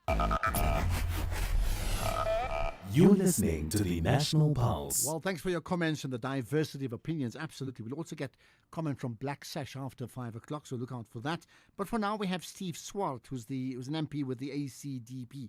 Steve, appreciate your time. Thanks for joining us on the National Pulse. Thanks, Ashraf, and afternoon to your listeners. Thank you. I've been asking everybody else to just give me the one word that best reflects your understanding of what came through with the budget. What's your one word? Well, I would say cautious. Well, let's just one word: hope. There is hope. But I mean, if it's cautious optimism, we'll say it's a hyphenated word, so we're okay with that. All right. Okay, But cautious optimism. Why do I say that? Remember, we're not part of the GNU, but the ship of public finances is slowly starting to move in the right direction, particularly with debt stabilization. Yes, it's still very high. Yes, our debt service costs 1.2 billion rand a day must be brought down because it crowds out expenditure. And yourself and myself, taxpayers, are demanding value for money. The good news is that 19 billion rand that was penciled in last year has been eradicated due to improved revenue collection. So no increase in taxes, personal, corporate, and VAT, and of course, fiscal creep, which has been addressed, which is really positive. But what do we say from our side? We still say expenditure can be cut more. Corrupt procurement in the public sector. You know, I've always been saying that from the Justice Portfolio Committee, there's tens of billions of rands that can be collected. Tens of billions of rands in the illicit tobacco and alcohol sector that can be collected, and the guilty people can be put behind bars. But these are positive aspects. Of course, from a business perspective, we do believe business confidence needs to improve, and that can only come from policy certainty, from regulatory certainty, so that at 1.8 trillion rand that is sitting in the private sector in cash reserves is invested in fixed capital formation, which together with government can result in speedier economic growth. I think it's disgraceful that we've only got economic growth at 1.4%. That is not going to dent unemployment. So a lot more needs to be done. Well, I mean, and you know, it's been hovering around that mark for a while now, right? How did anything come through that suggests we have the mechanisms to get to the 2s and the 3s and the 4s of GDP that we really need? Well, I think the National Treasury regulations to involve the private sector in massive procurement, massive infrastructure development is a positive development.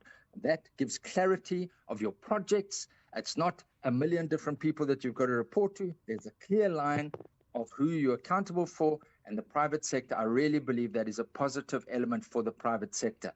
But of course, we're still dealing with red tape for small businesses. We are dealing with labor issues for small businesses, and that is resulting in lots of small businesses closing. And of course, the water shortages in so many of our towns that businesses are having to close. So there's a multiple challenges that small businesses are facing that government should have addressed. And we hopefully, with the local government elections, will stop this cadre deployment, and we'll have competent people at local government level, at councillors level, at municipal level, so that we can improve local government level right up to our metros. Right there in Joburg, it's disgraceful that you're sitting without water.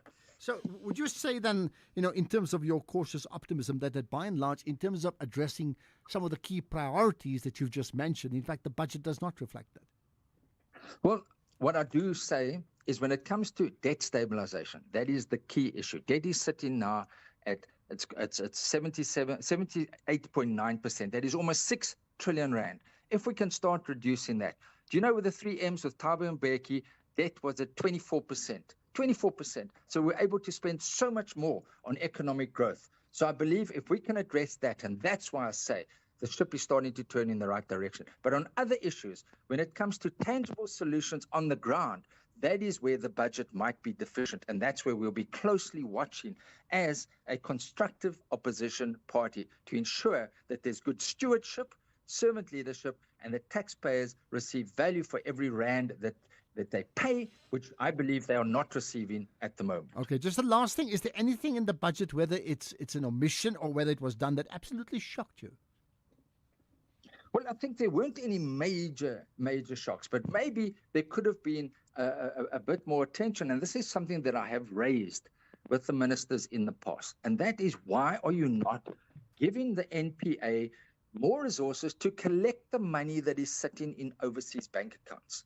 That is an omission. We've had that highlighted in the Zondo Commission, but we've seen no action in that regard. I don't know if there's not a political will, if there's not resources. It often comes down to forensics, to artificial intelligence, to data collection, to tracing those funds, but it can be done. In the civil courts, most of that money is in dollar denomination. You can go to a court in the US and you can get orders to get that money coming back. Why is that not being addressed? And I think that is a mission that I will continue to raise as a long-standing member of the Justice Portfolio Committee. Thank you. And I'm sure that question may be answered in Parliament post the budget speech itself, and I'm sure we'll see how they respond to that. So, Steve Swart, thanks for your time representing the ACDP. Appreciate you joining us here on the National Pulse. Right, that's some reaction. There's more to come. Section 27 as well will give their thoughts. But what about you and your thoughts on this issue? Naren Singh saying mirage. Okay, got that. 5 o'clock. Here's the news with Greg.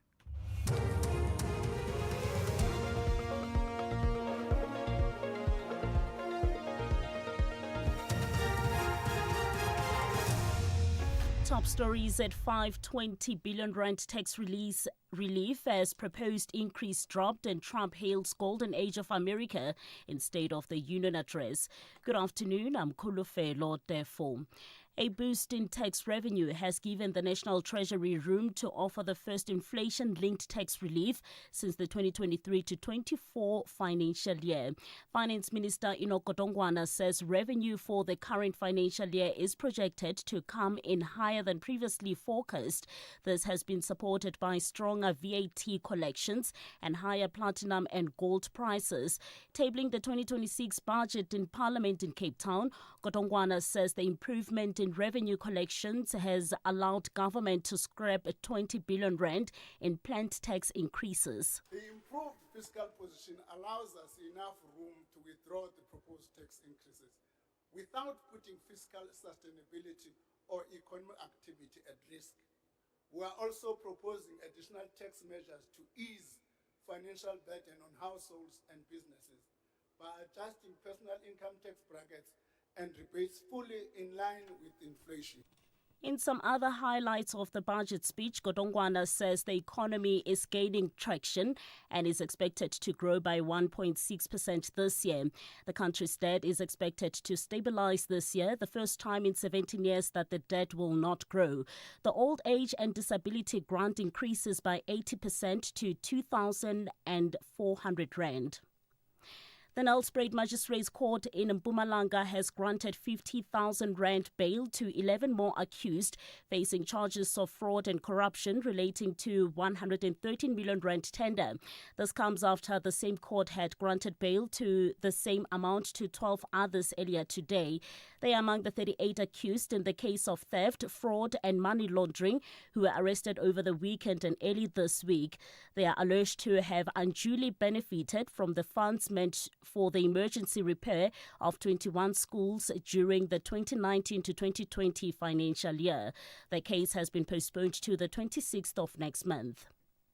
In the Eastern Cape, the body of a 14-year-old girl has been found at the Kowi River in Makhanda.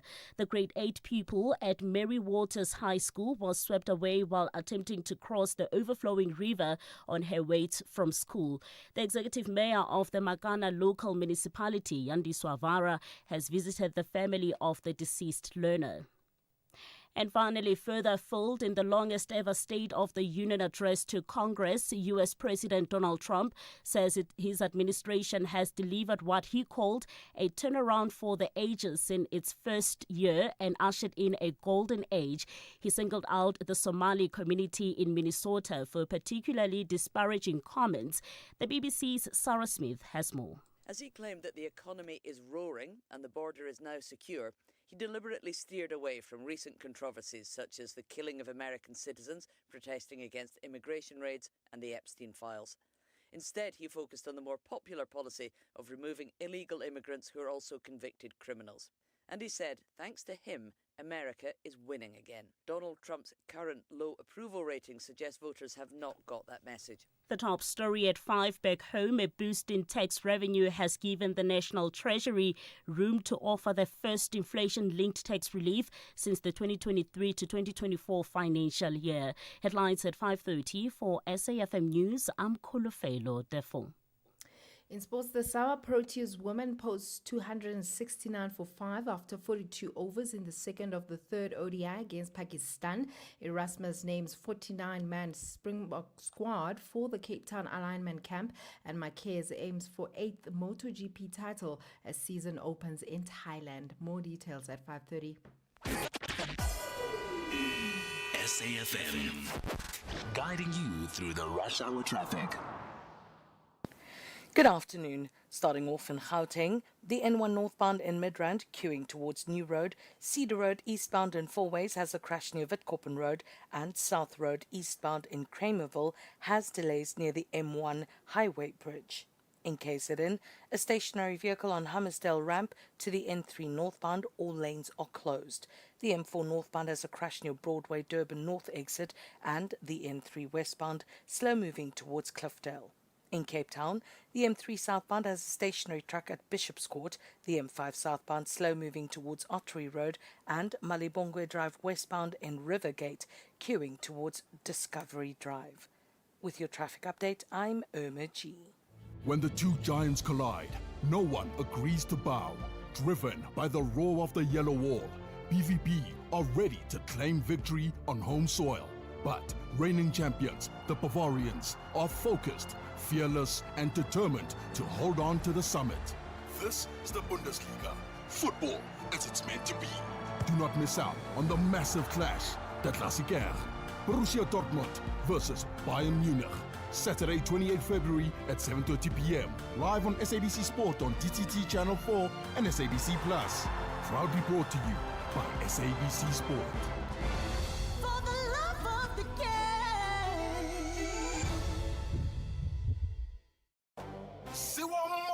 On SABC Sport with the Derby Weekend, two of the world's most loved football spectacles. The iconic Soweto Derby and Germany's ultimate showdown, the Klassiker. It's a double-header of passion and pure football drama. Experience the Derby Weekend on Saturday, 28 February. Kaizer Chiefs versus Orlando Pirates, live on SABC 1. Then, at 7:30 p.m., Borussia Dortmund takes on Bayern Munich on SABC Sport on DTT Channel 4. Also available on SABC Plus. Proudly brought to you by SABC Sport.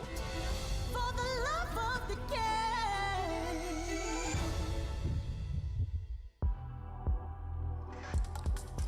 The National Pulse with Ashraf Garda on SAFM. You're listening to the National Pulse, weekdays 3 to 6 p.m.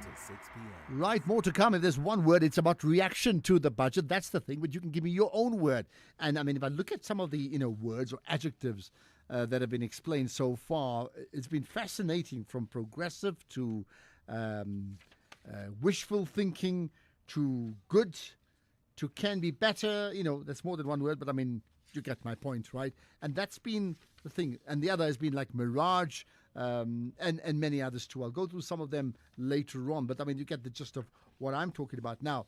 Feel free to comment further. We'll get WhatsApp comments and your calls just now. So text, voice notes, or live calls, we'll take that. This is the National Pulse. If you tune in for the very first time, my name is Ashraf Garda. Hope you're a regular listener by the end of today. Just say, I need to listen to the show every single day. That'll be great, right? Okay, let's get further reaction. And in this case here, we want to look at it from a people budget as opposed to, the political parties. How does it affect and impact on society? So with me is Matshidiso Lenkwasa, the budget analyst at Section 27. Much appreciate your time, Matshidiso. Yes, good afternoon. Thank you for the opportunity, and good afternoon to all the listeners. Thank you. Now, we certainly know that, where you are at Section 27, you're particularly concerned around issues of education and health and other social services. But here's the bottom line to this, right? In terms of your general drive of, is this a pro-poor budget? How did it measure up? Sure. So definitely better than we have seen over the past decade. But that is not to say that that's a great budget. But we have the context that we've had is that over the past decade, there's been a disinvestment in education and health to do many things, including bailing out state-owned entities and servicing our debt. And so it had hollowed out our public services, and it is ordinary people across the country who were bearing the burden of that. And so it is positive to see a shift away from that kind of austerity in education and health. But the true measure and the true test of the state and rebuilding public trust will be making sure that every single rand that is allocated towards education programs and infrastructure goes towards rebuilding our public services. It goes towards ensuring that there are clinics, hospitals, classrooms in our communities, as well as that there's the hiring of more teachers, nurses, and doctors, so that we can really build public services that people in this country, that ordinary South Africans, truly deserve. Okay, so therefore, if you had to encapsulate what you've just heard in the budget in just one word, what would be your word? The word that we, I guess, progress.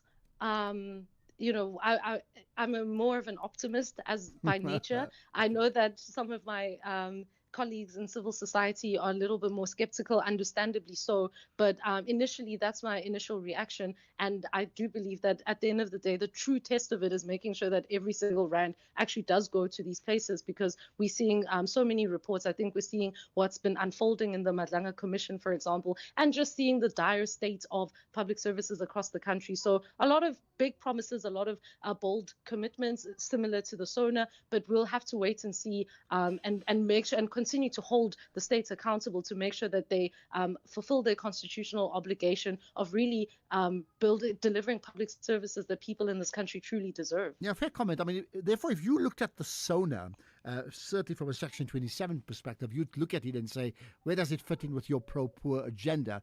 So to what degree did the SONA measure up to that expectation, and therefore to what degree did the budget itself measure up to the promises of the SONA?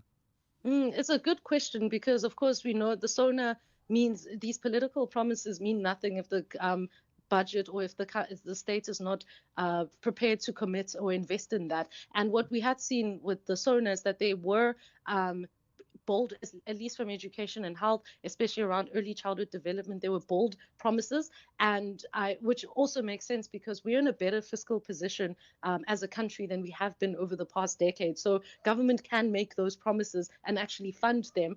So it is welcome to see that education, health, and those spaces have been receiving above inflation increases, which means that there is some kind of a commitment to it. But over a decade of disinvestments, it's going to take more than just one budget or one commitment to be truly pro-poor. And if we're really going to take it over the line and make a pro-poor budget, well, it needs to be foregrounded in consultation with ordinary people. I think it's unusual for people in this country to engage directly with National Treasury around what should be in the budget. And although we are building that and slowly building that kind of culture, but I think there is a disconnect because often people hear the conversations around the economy and not actually think, well, the budget is supposed to serve us. Like, we are taxpayers as people in this country, whether you are fortunate enough to have a job and pay income tax, which is not really seen that way, but there are many people who are unemployed or who contribute to the fiscus through the taxi fare that they pay, general fuel levy, or VAT that they pay when they buy food. Everyone is contributing to the fiscus, and so it is important that National Treasury, when they develop a budget, it's actually by the people, for the people, because that's really who they should be accountable to. So, I mean, when you spoke about progress, specifically looking at, the sectors around education and health and social grants, what was said or promised or allocated in those sectors that for you is progressive? Sure. So one of the most progressive aspects of it will definitely be that school nutrition has been increased, but not just increased, but like it's been increased through food inflation links. So often the school nutrition program in this country doesn't go as far as it should in delivering quality meals for millions of learners who rely on it across the country, because food inflation tends to be higher, as everyone knows, tends to be higher than normal inflation. And so it is good to see that National Treasury has recognized that. Another progressive aspect of the budget has been that the Treasury seems to be moving away from punishing ordinary South Africans So what happened is in the past when departments would underspend, Treasury would say, well, if you can't spend this money, give it back, which would make sense in theory, but the need is still there. Just because a department did not build a clinic doesn't mean that that community doesn't need a clinic. And so Treasury had recognized that and said, you know what, we hear you, civil society, and we're moving towards reforming grant systems so we can build the capacity of the state to deliver, to actually spend the money. And when there isn't spending, there should be accountability. And it's up to us, civil society, but as people, as stakeholders of the budget, as taxpayers, to make sure that that actually does happen, especially in an election year when there's so much that's on the line. What for you, disappointed you in the budget? What got your nays as opposed to the yays?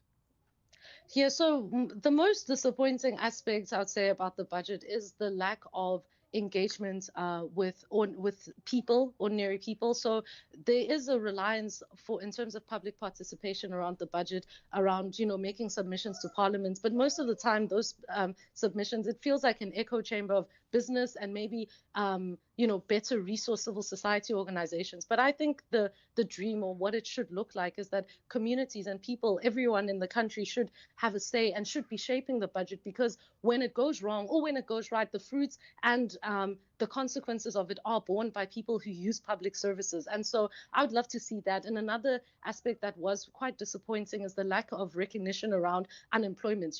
South Africa is a young country filled with millions of young people. And the biggest problem that us as young people see in our country is that there are very few opportunities for gainful employment and to contribute into the fiscus. And I feel that the budget is not doing enough or going all the way to better position our economy and better position our state to actually address this youth unemployment crisis that we see.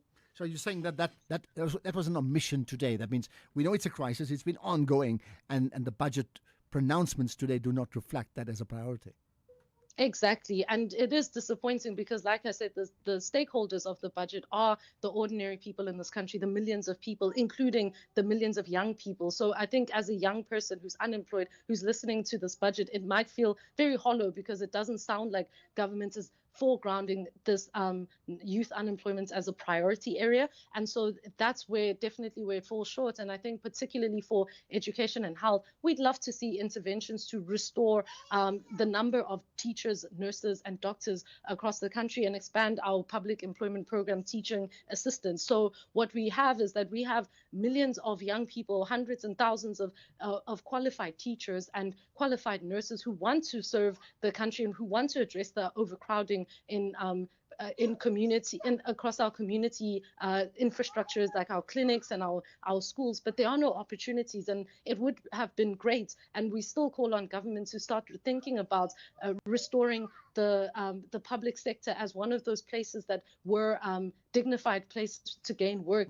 I think in the previous generation we had being a nurse was something of high prestige and something that was attainable for people, but it's seeming more and more unattainable now, where you have the qualification but the opportunity for employment is not there. Yeah, that's a good point. Just far too many people who graduate at some level who have the skills still can't get jobs, right? Just the last thing you touched on, you used the word people maybe more than once, right?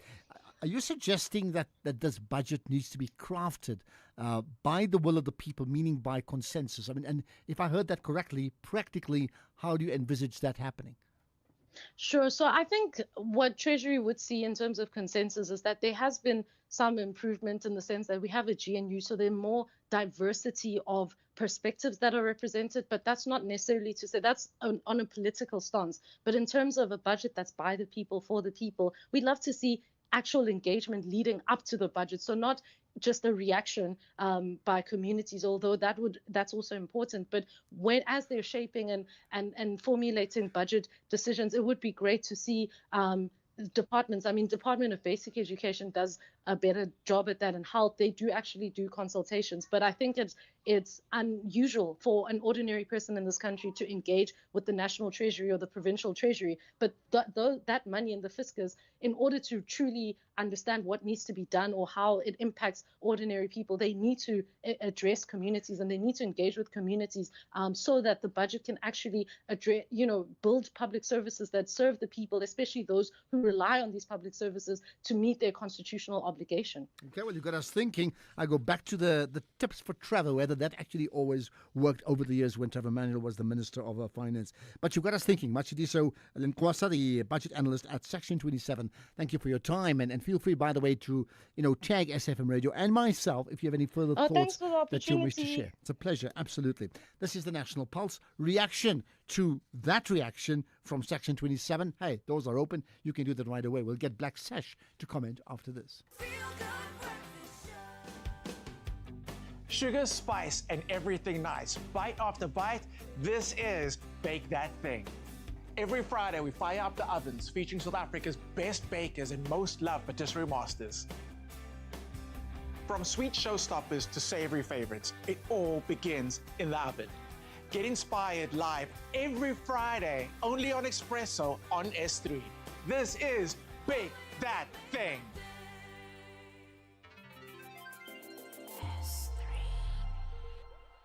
When the two giants collide, no one agrees to bow. Driven by the roar of the yellow wall, BVB are ready to claim victory on home soil. But reigning champions, the Bavarians, are focused, fearless, and determined to hold on to the summit. This is the Bundesliga. Football as it's meant to be. Do not miss out on the massive clash, the Klassiker. Borussia Dortmund versus Bayern Munich. Saturday, 28 February at 7:30 p.m. Live on SABC Sport on DTT Channel 4 and SABC Plus. Proudly brought to you by SABC Sport. For the love of the game.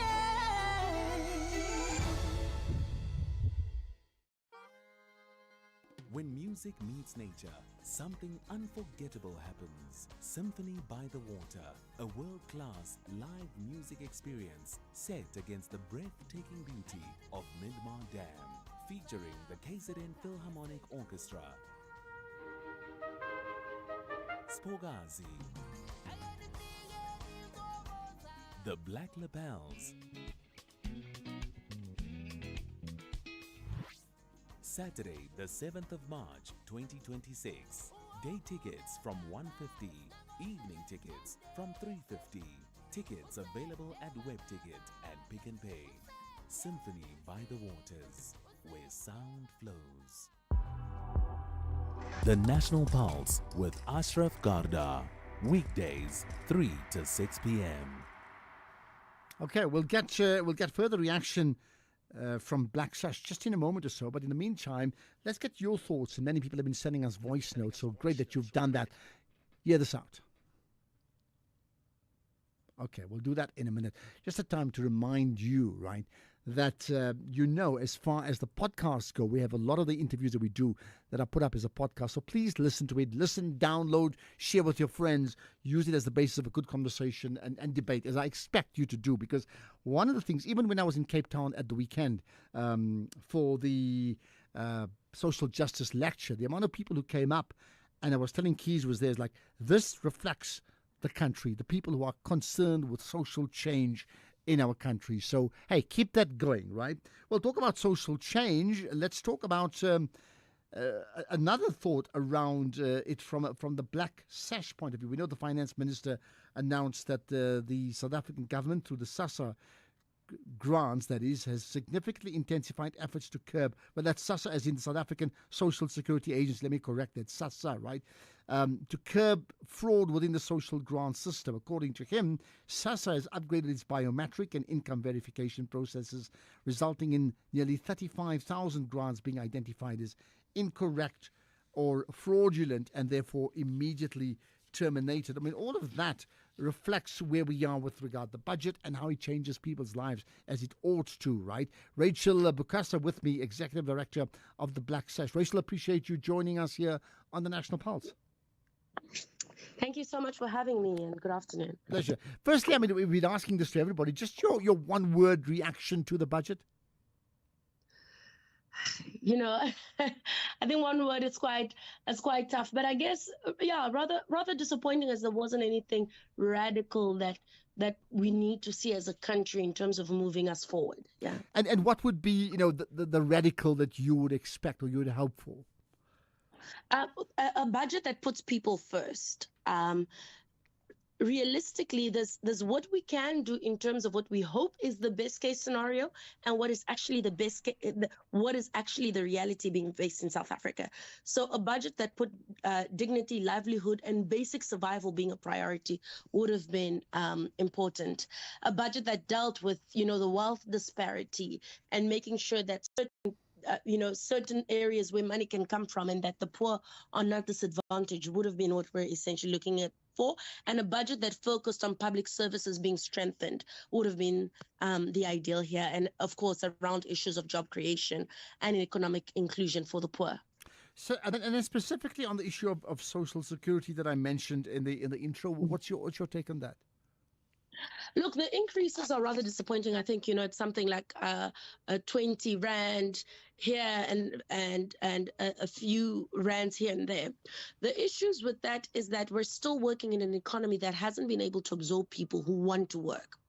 And so social grants currently are now being treated as this extra income, but that it's not an extra income for people. It's a lifeline, and unless we can make sure that jobs are there and clearly for people to take them on, an increase of 20 rand for the child support grant is no increase at all, to be realistic. And for the SRD to remain stagnant, at that amount, you couldn't even buy a loaf of bread every day for 30 days. And so I'm not sure what we're doing right here. Is it a box ticking exercise to just say that it's there, but have no real meaningful impact?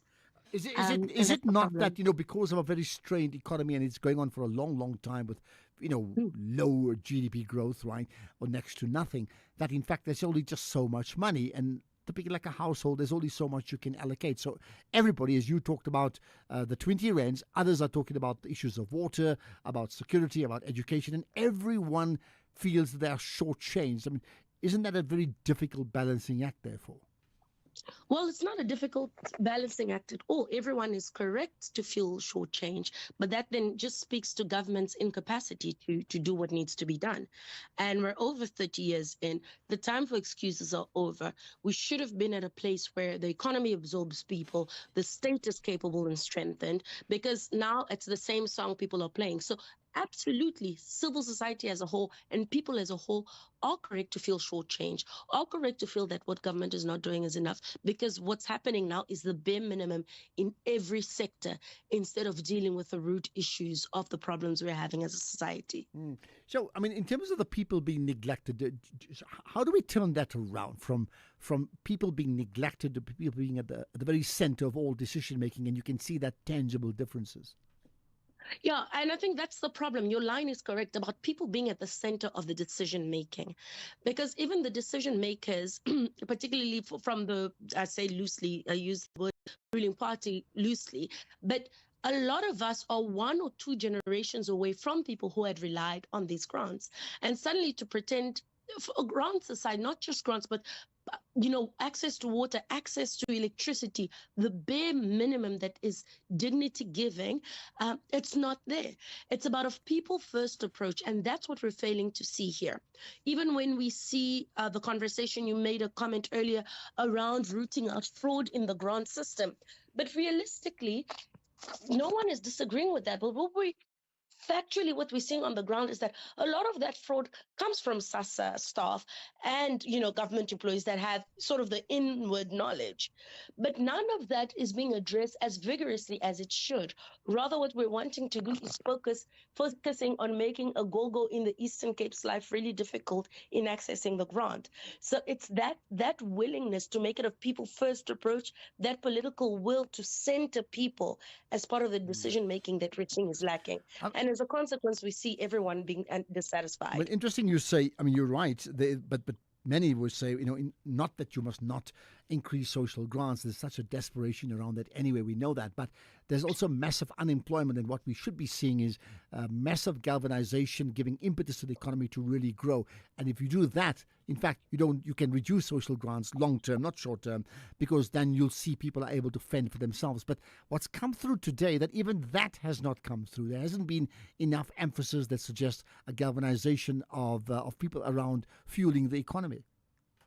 And that's the key frustration. Social grants are not a first prize. for a lot of us. I think any person that you would meet, if you ask them, they'll prefer a job and a salary over 370 rand. So it's not anyone's first choice, but government's inability to galvanize these jobs and make sure we move from talking to actual physical work where the economy can absorb people and people work is what has gotten us here. Ideally, we should not be needing these grants at the level that we need them. And the fact that the need exists simply speaks to inability to deliver.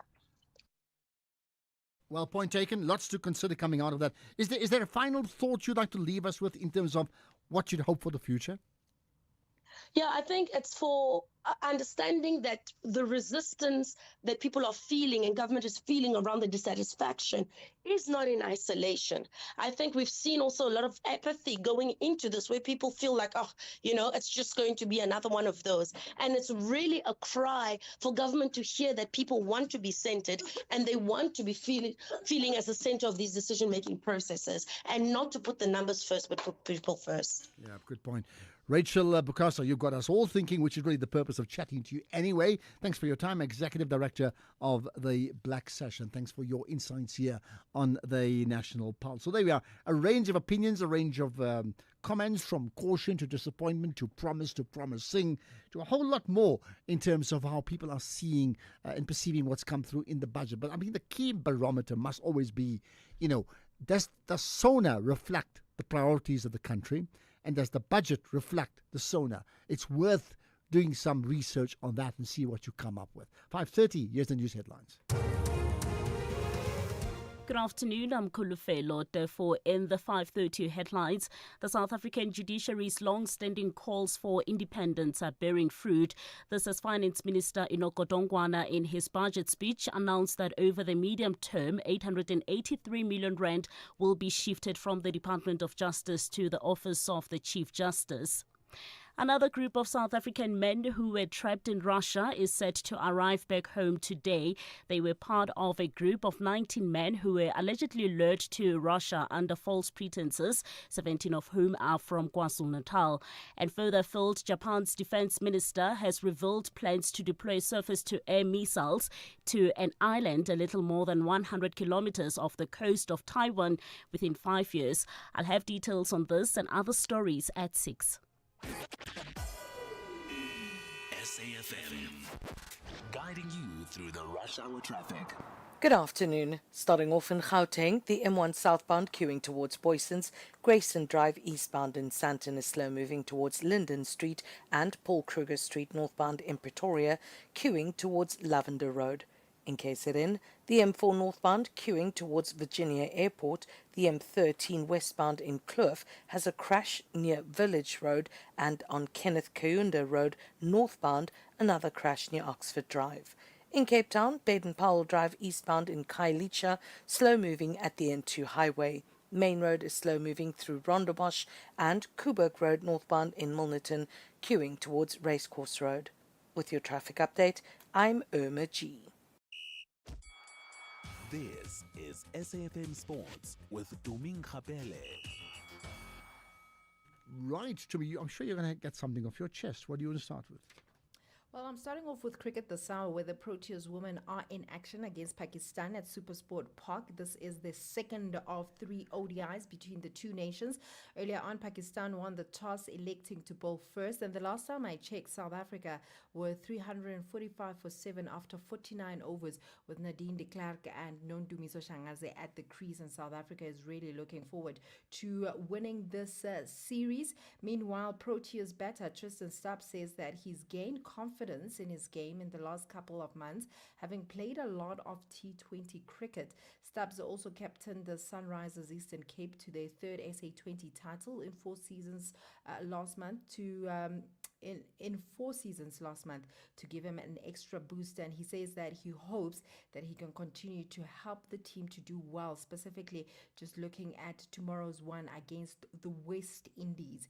In terms of rugby, Springbok coach Rassie Erasmus has named a 49-man squad, including 11 uncapped players and 5 still in the junior box ranks for the first time for an in-person alignment camp of the year in Cape Town. Now, the camp, which is running from the 3rd to the 6th of March, features 14 Rugby World Cup winners and marks the return of Frans Malherbe after injury, alongside rising stars such as Riley Norton, Cheswell Justa, and Siposetu Nebelebele.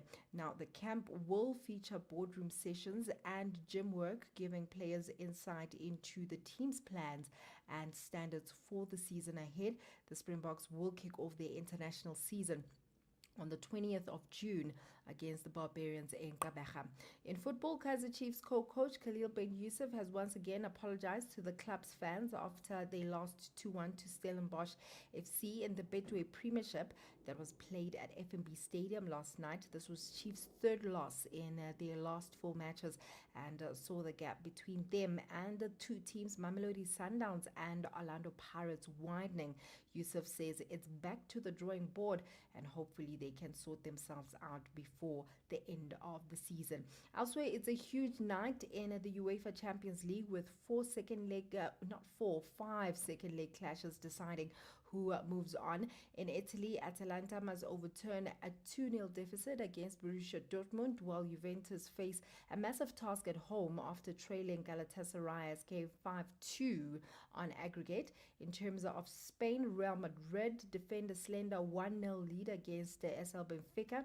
In France, Paris Saint-Germain hold a narrow advantage on AS Monaco, and they're looking to see if that one goes their way. In terms of motorsport, defending champion Marc Marquez begins his bid for a record-equaling 8th MotoGP crown as the new season kicks off in Thailand this week.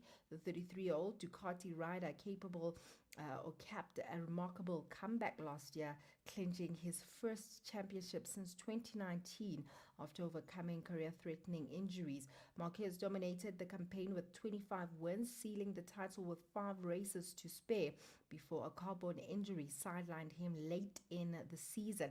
Now fully recovered, he has his eyes on making sure that he continues with his winning ways in MotoGP.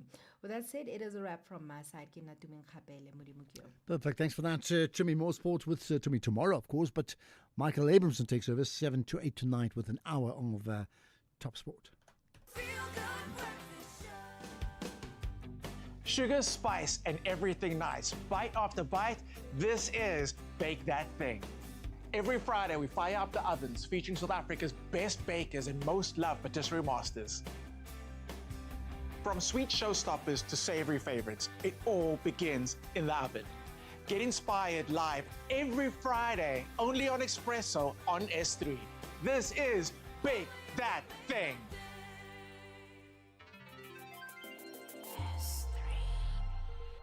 This message is brought to you by Eskom, redefining for a better future. Hey South Africa, want to keep your lights on and save money? Let's use electricity wisely. It's easier than you think. Switch off lights when you leave a room, unplug chargers and appliances, and use energy-saving bulbs. They last longer and use less power. Every little bit helps for your home, your wallet, and our planet. Let's make it a habit and use electricity wisely. Eskom. Akudlalwa, kudlalwa ngempela. Amakhosi collides with ezimnyama ngenkani. Soweto will roar. Mzansi will feel it. Only one will rise. Every tackle, every pass, every goal could define the season. This is the Betway Premiership. Lesekazini, forever. Catch the Soweto Derby. Kaizer Chiefs versus Orlando Pirates on Saturday, 28 February at 2 p.m. Live on SABC Plus and SABC One.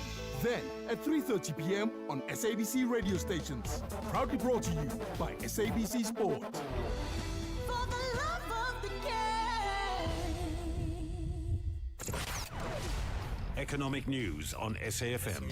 Facts and figures you can count on. So I did tell Jimmy yesterday that today is cup final day for people who delve into the markets, and Judah, that will be the same for you, of course. It's a cup final day, and you have a whole hour reflecting on the cup final, right? Absolutely. Quite an important day on the economic calendar. Thank you very much, Mr. Carter, sir. And there's other things that have been moving the markets, but to your point, the Rand really picking up and getting firmer after the delivery of that budget speech, the national budget speech by the Minister of Finance, Enoch Godongwana. Let's see what else moved the markets. We are joined by Henku Kriel. He is MoneyWeb's contributor with that. Henku, a very good evening to you. Hello, Dudu, and good evening to our listeners. Yes, Dudu, really the local markets really gave us a spectacular performance today. So many things coming together this afternoon to make the JSE's all-share index end on the highest it's ever been thus far. For the day, the index of all shares was 1.3% up and closed at a level of 126,742 points, and that's now a new record. And even after, for most of the afternoon, it was trading above 127,000 points. If we have a look at the sub-indices, then the industrial index 0.2% down today, cooling off a little bit. The financial index as well, losing 1% today. But then look at the resources index, which came through very strong and finished the day 5% stronger. You don't see that every day. And the winners on the JSE today were ARM and Northern. They each gained 5.5%. Goldfields and Implats each 5% stronger at the end of the day. Anglo Gold and Sibanye Stillwater 4.6% up, and Anglo gained 3.6% today. And that is the reason for the resources index jumping by as much as 5% today. The losers on the JSE today, unfortunately, again, SPAR losing 10.1%. Richmond 4.5% down. Motus and Sasol 4.2% weaker. And Mondi, Bidcorp and Momentum each lost 3% today. You also see companies like Boxer and AB InBev, they each finished the day 2.5% weaker.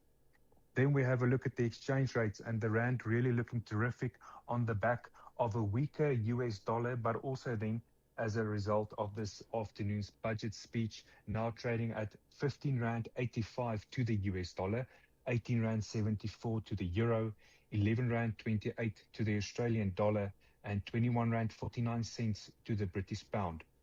And look at the price of commodities, also giving everything a lift and helping really everything come together this afternoon. The gold price, $5,200 an ounce. Silver, $91. Platinum will cost you $2,300 an ounce, and palladium, $1,815. All of these prices very high.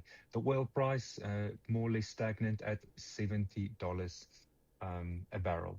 And then a Bitcoin will cost you $67,215 US dollars. In rands, that's 1,060,000 rand.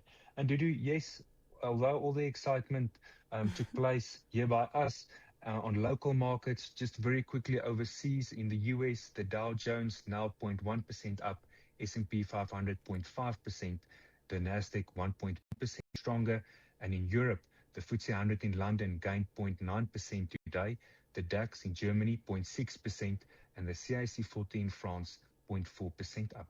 And that is how local markets, especially local markets, but also world markets performed today. A solid performance. Thank you very much, Henku Kriel. And there you have it, Ashraf. I'm sure you've heard the term optimism swirl around much of this afternoon. So we're going to continue with that theme as we look at the budget come 6 p.m. on the SFM Market Update with MoneyWeb. But of course, you can't please everybody, as we just heard from your interview, more so on social grants. So we'll be back with you again at 6 p.m. It's back to you, Ashraf. Thanks for that, Dudu. Yes, it's been more like a case of cautious optimism is what I've heard. Anyway, enjoy your show. I'll be optimistically listening into that show from 6 to 7 this evening. Time for me to take your calls. So calls, WhatsApp comments, text messages, tweets, Facebook comments. We'll be able to pick up all of those. Use that hashtag, The National Pulse, if you are posting on social media. Right after this. You're listening to The National Pulse. Right, first we go to the Limpopo region. Ludwig on the line. Hi. Hi, Ashraf, how are you? Yeah, I'm good indeed, right? What's your point? I'm all right. My point is that I'm worried about the economy and the unemployment that we're having in this country. The unemployment is linked to the performance of the economy. So now, my main worry is this year that it seems like the people of South Africa are excluded from taking or participating in the decision of taking directing this country in the right taking this country in the right direction. Why I'm saying this? This is based on the utterances made by Lesetja Kganyago of South African Reserve Bank, where he mentioned that in actual sense, the exchange rate between the dollar and the rand is around 7 rand. And now we have a president here who is listening to this man, that is leading this, who's leading a reserve bank, but he doesn't take initiatives to say, to make him account, to say, why are you saying such things? Why don't the Ramaphosa establish the commissions like this is done with this Ndandla Mkhwana's statement, media statement that he did? The Lesetja Kganyago will be the same thing, but Ramaphosa never even bothered to come and say, okay, now Lesetja Kganyago come and account. But he must account for what? Because I mean, you said the rand dollar exchange 7 rand. Did I hear that correctly? Because that's incorrect, unless I'm missing something. No. If it is incorrect, remember, Lesetja Kganyago, we're talking about the Governor General of South African Reserve Bank. Yeah. Every South African is looking up to this man to say, okay, now, this is the man that is going to inform us about the performance of this economy, the economy of this country, how it's performing. But now, the same person that has got the responsibility, such a responsibility, is telling us as a nation to say, in actual sense, there is something wrong here. There is something wrong here. In actual sense, the way he sees it, the actual exchange rate is 7 rand to the dollar. But why is it like that? Why is the president quiet? Why doesn't he establish a commission of inquiry? Now we're saying about the unemployment, which is linked to the performance of the economy. All right. Okay, I think we've heard a lot of what you said. I'm clear on some things, unclear on others. Let's see if others react to what you're trying to say, in terms of the 7 rand. Are you saying it should be 7, but it's actually a lot more, as we know, a lot weaker? And commission of inquiry, I'm really not sure. We need another one. Ludwig in Limpopo, but thanks for sharing your thoughts, okay? Right, there are lots of comments, and I'm going to try and run through as many as I can regarding reaction to the budget speech, predictably so. Here's one. Good afternoon, Afshaf Gada and the listeners of SFM. It's Maulis from Polokwane here. My one word for budget speech today is better. That's what I can see, it's better. Thank you so much. I'm enjoying your show. All the best. Thank you so much. There we are. Thank you so much for that. Well, I appreciate it and glad that you're enjoying the show. Yeah, I mean, just to make the point, you see, he didn't say it is 7 rand. He said it should be 7 rands. Let me just pick up that point. Lesetja Kganyago says the rand is incredibly undervalued, which we all agree, with studies showing that the rand should be around 7 rand to the dollar. And then the point may be that the caller is suggesting, are you saying an inquiry should be made in terms of why it's not 7 rand? And that's just a while back. This was 3 months ago, okay? So is the question, why is it not 7? That means what's keeping the rand as weak as it is, although it's been stronger than it's been for a long, long time, okay? Right, here's another. Let me just get to some of these WhatsApp comments. Just bear with me for a second. Right, here we are. Hi, good afternoon, Ashraf. I think it's so sad to think that the older folks, we put our lives down for this country. And I mean, the pension that they're giving us is ridiculous. I mean, he don't even want to give us 100 rand extra. 80 rand, what is that, Ashraf? It's nothing. I mean, how can we live on that now? Huh? Oh, this government, I don't think they care about the citizens of this country, really. It's all about big finances in government. Oh, it's always government get more and more and more and steal more and more and more. That's it, Ashraf. We are so tired of this government. Can't wait for election to vote them out. Well, I'll tell you what, I'll leave the Thank comment on that because I think all I can say is your frustrations reflects the pulse of a very frustrated nation. Yeah. Hello, Ashraf. The budget itself, what is there on the budget is ambitious, right? But he missed out a lot. Well, there's a lot that is not there. So that is where I find the word disappointing. Because he missed it. He could have gone further. He could have been bolder. What is there is ambitious, but I would go with disappointing. I'm sorry, I can't. I mean, is it fair to say the minister can only play with the tools that he's got? Meaning, if he's got so much to spend based upon income received from SARS, based upon economic growth, when that's all he's got, then we can debate the priorities. He's never going to be in a situation, not now, not with negative economic growth or 1% GDP, that is able to satisfy all of us. That's why that's got to change. Solomon in KZN, hi. Hey, good afternoon, Ashraf, and good afternoon to your listeners. Hey, we need the brilliant mind of Solomon here, man. Go for it. What's your point? We're going to try to follow our name. Yeah. You see, I think as the nation, we must not forget that we are trying to rebuild a country that was ravaged by apartheid. And the majority of people were never prepared. No investment was made in them so that they can actively participate in the building and the development of the economy. But what is key for me is that the minister has ensured that he uses wisely the economic momentum in terms of creating confidence from investors, from government, and from all other stakeholders. And he has consolidated the fiscal stability, and there is something around infrastructure. We know that there is energy security.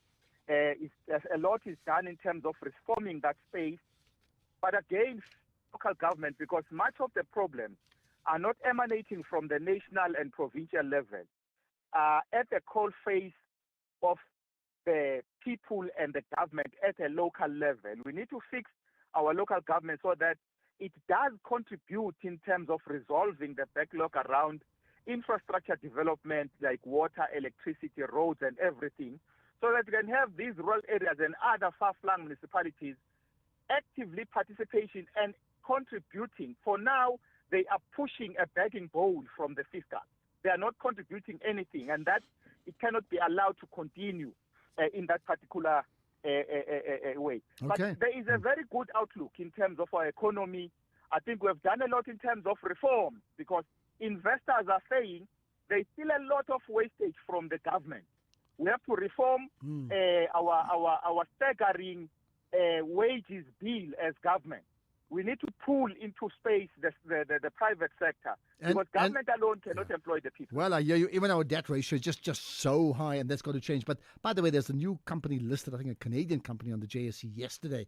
I mean, that showed us this confidence. But is it a turnaround point in terms of where we are as a country? Thanks for that call, Solomon in KZN. I'll get to other WhatsApp comments, and KG, I'll get to you in a moment. The pain of losing a loved one is never easy. At Clientele, we understand that burying loved ones with dignity truly matters. Our funeral plans pay out cash within just 24 hours, and you receive 200 Rand airtime when you claim.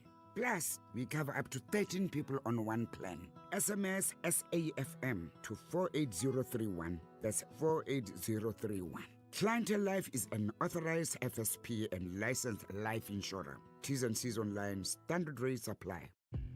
This February, fall in love with food that tells a story. From bold new culinary stars to untamed destinations and unforgettable flavors. Gordon Ramsay brings passion, pressure, and purpose to your screen. Gordon Ramsay Uncharted, Sundays 5 p.m. Only on S3. Open up.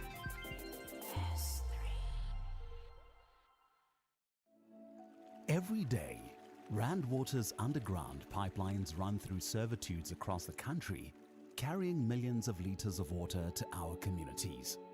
But when people build too close, it's called encroachment, and it's very dangerous. If a pipeline bursts, it can flood homes, destroy property, and in many cases, people lose their lives. That's why Rand Water marks its servitudes with blue and white beacons, a clear warning to stay clear Africans safe.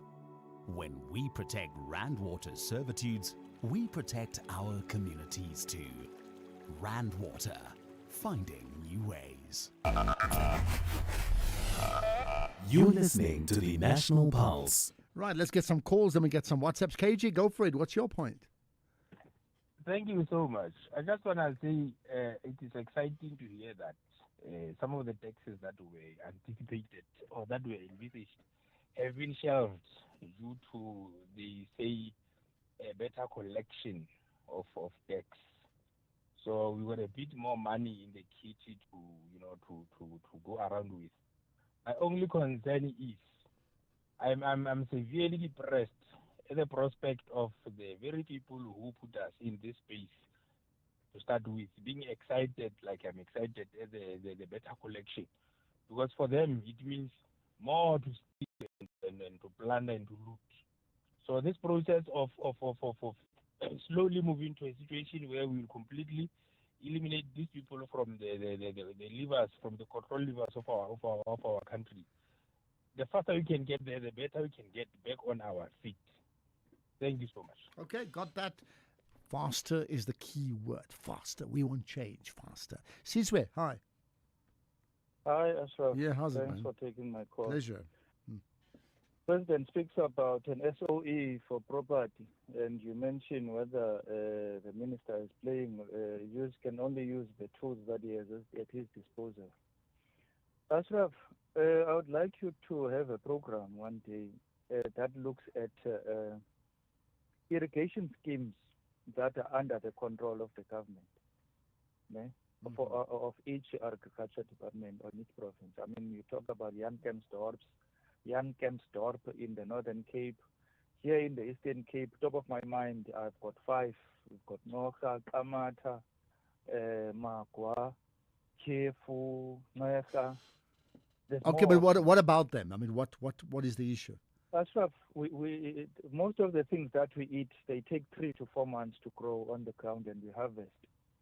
We need to invest there so that we recoup that money that we invested in a short space of time that allows us a return of investment within a short space of time, creating jobs for the non-skilled unemployed people or low-skilled unemployed people within a very, very short space of time.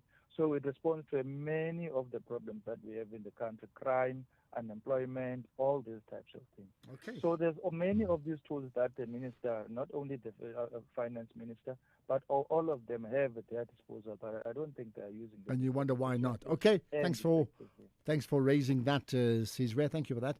Okay, more comments from you. Let's get to those WhatsApp comments, right? Afternoon, Ashraf. Afternoon, South Africa. In terms of the budget speech made today, I'm saying thumbs up within the macro policy framework that the government has adopted is thumbs up. But what stands out for me mostly is the building of the new universities, especially as I'm from Ekurhuleni. Our children will be able to access university. I hope it's a university of science and technology. It's in the general universities, something that is skills that we need for future science. And thumbs up to the minister. I'm not going to politicize anything. I'm going to be specific. The building of the universities and the taking care of residences in universities, that they will be attended to. Okay. Major from Katem. Thanks for that, Major. They must then deliver on those promises. Then we get a thumbs up, right? Hi, Ashraf. My word is disappointing. Not on the level of the entire budget. That seems fine, although I agree with Ethel Trollop about stuff like focusing on illicit goods and that sort of thing. So yeah, we still have a long way to go on a lot of things, but yeah, things seem to be changing. But disappointing from our side as being recipients of grants. 80 Rand. I don't know if it's going to help, especially after the July increase in the electricity, which we all know they made the mistake, and now it's going to go up even more than was expected. And then everything else will go up because of that. So 80 Rand. And I didn't hear anything about the extra 10 Rand in October. Are we even getting that? Okay, didn't pick up on that, but the 80 rands, I hear it, and yes, it seems many people who are in need of that are disappointed. But just keep in mind, I'm not here to defend the minister, but how does he get the balance right, considering that he's dealing with a very strained economy? So, although there's been massive increases of income coming from SARS, which means taxes, it's still not enough because our economy is so small. It needs to massively grow. Then we'll have more money. Good afternoon, Dr. Ashraf. Dr. Ashraf, this budget, the GNU members, we can hear them trying to be positive because they are sitting in there. They are comfortably sitting there. And everybody wants to be positive. The people on the ground are saying, no, we are not positive. We cannot be positive. As much as you want us to be positive, we know they are going to steal the money. The money that has been given to the BMA is just going to be looted by these mamparas.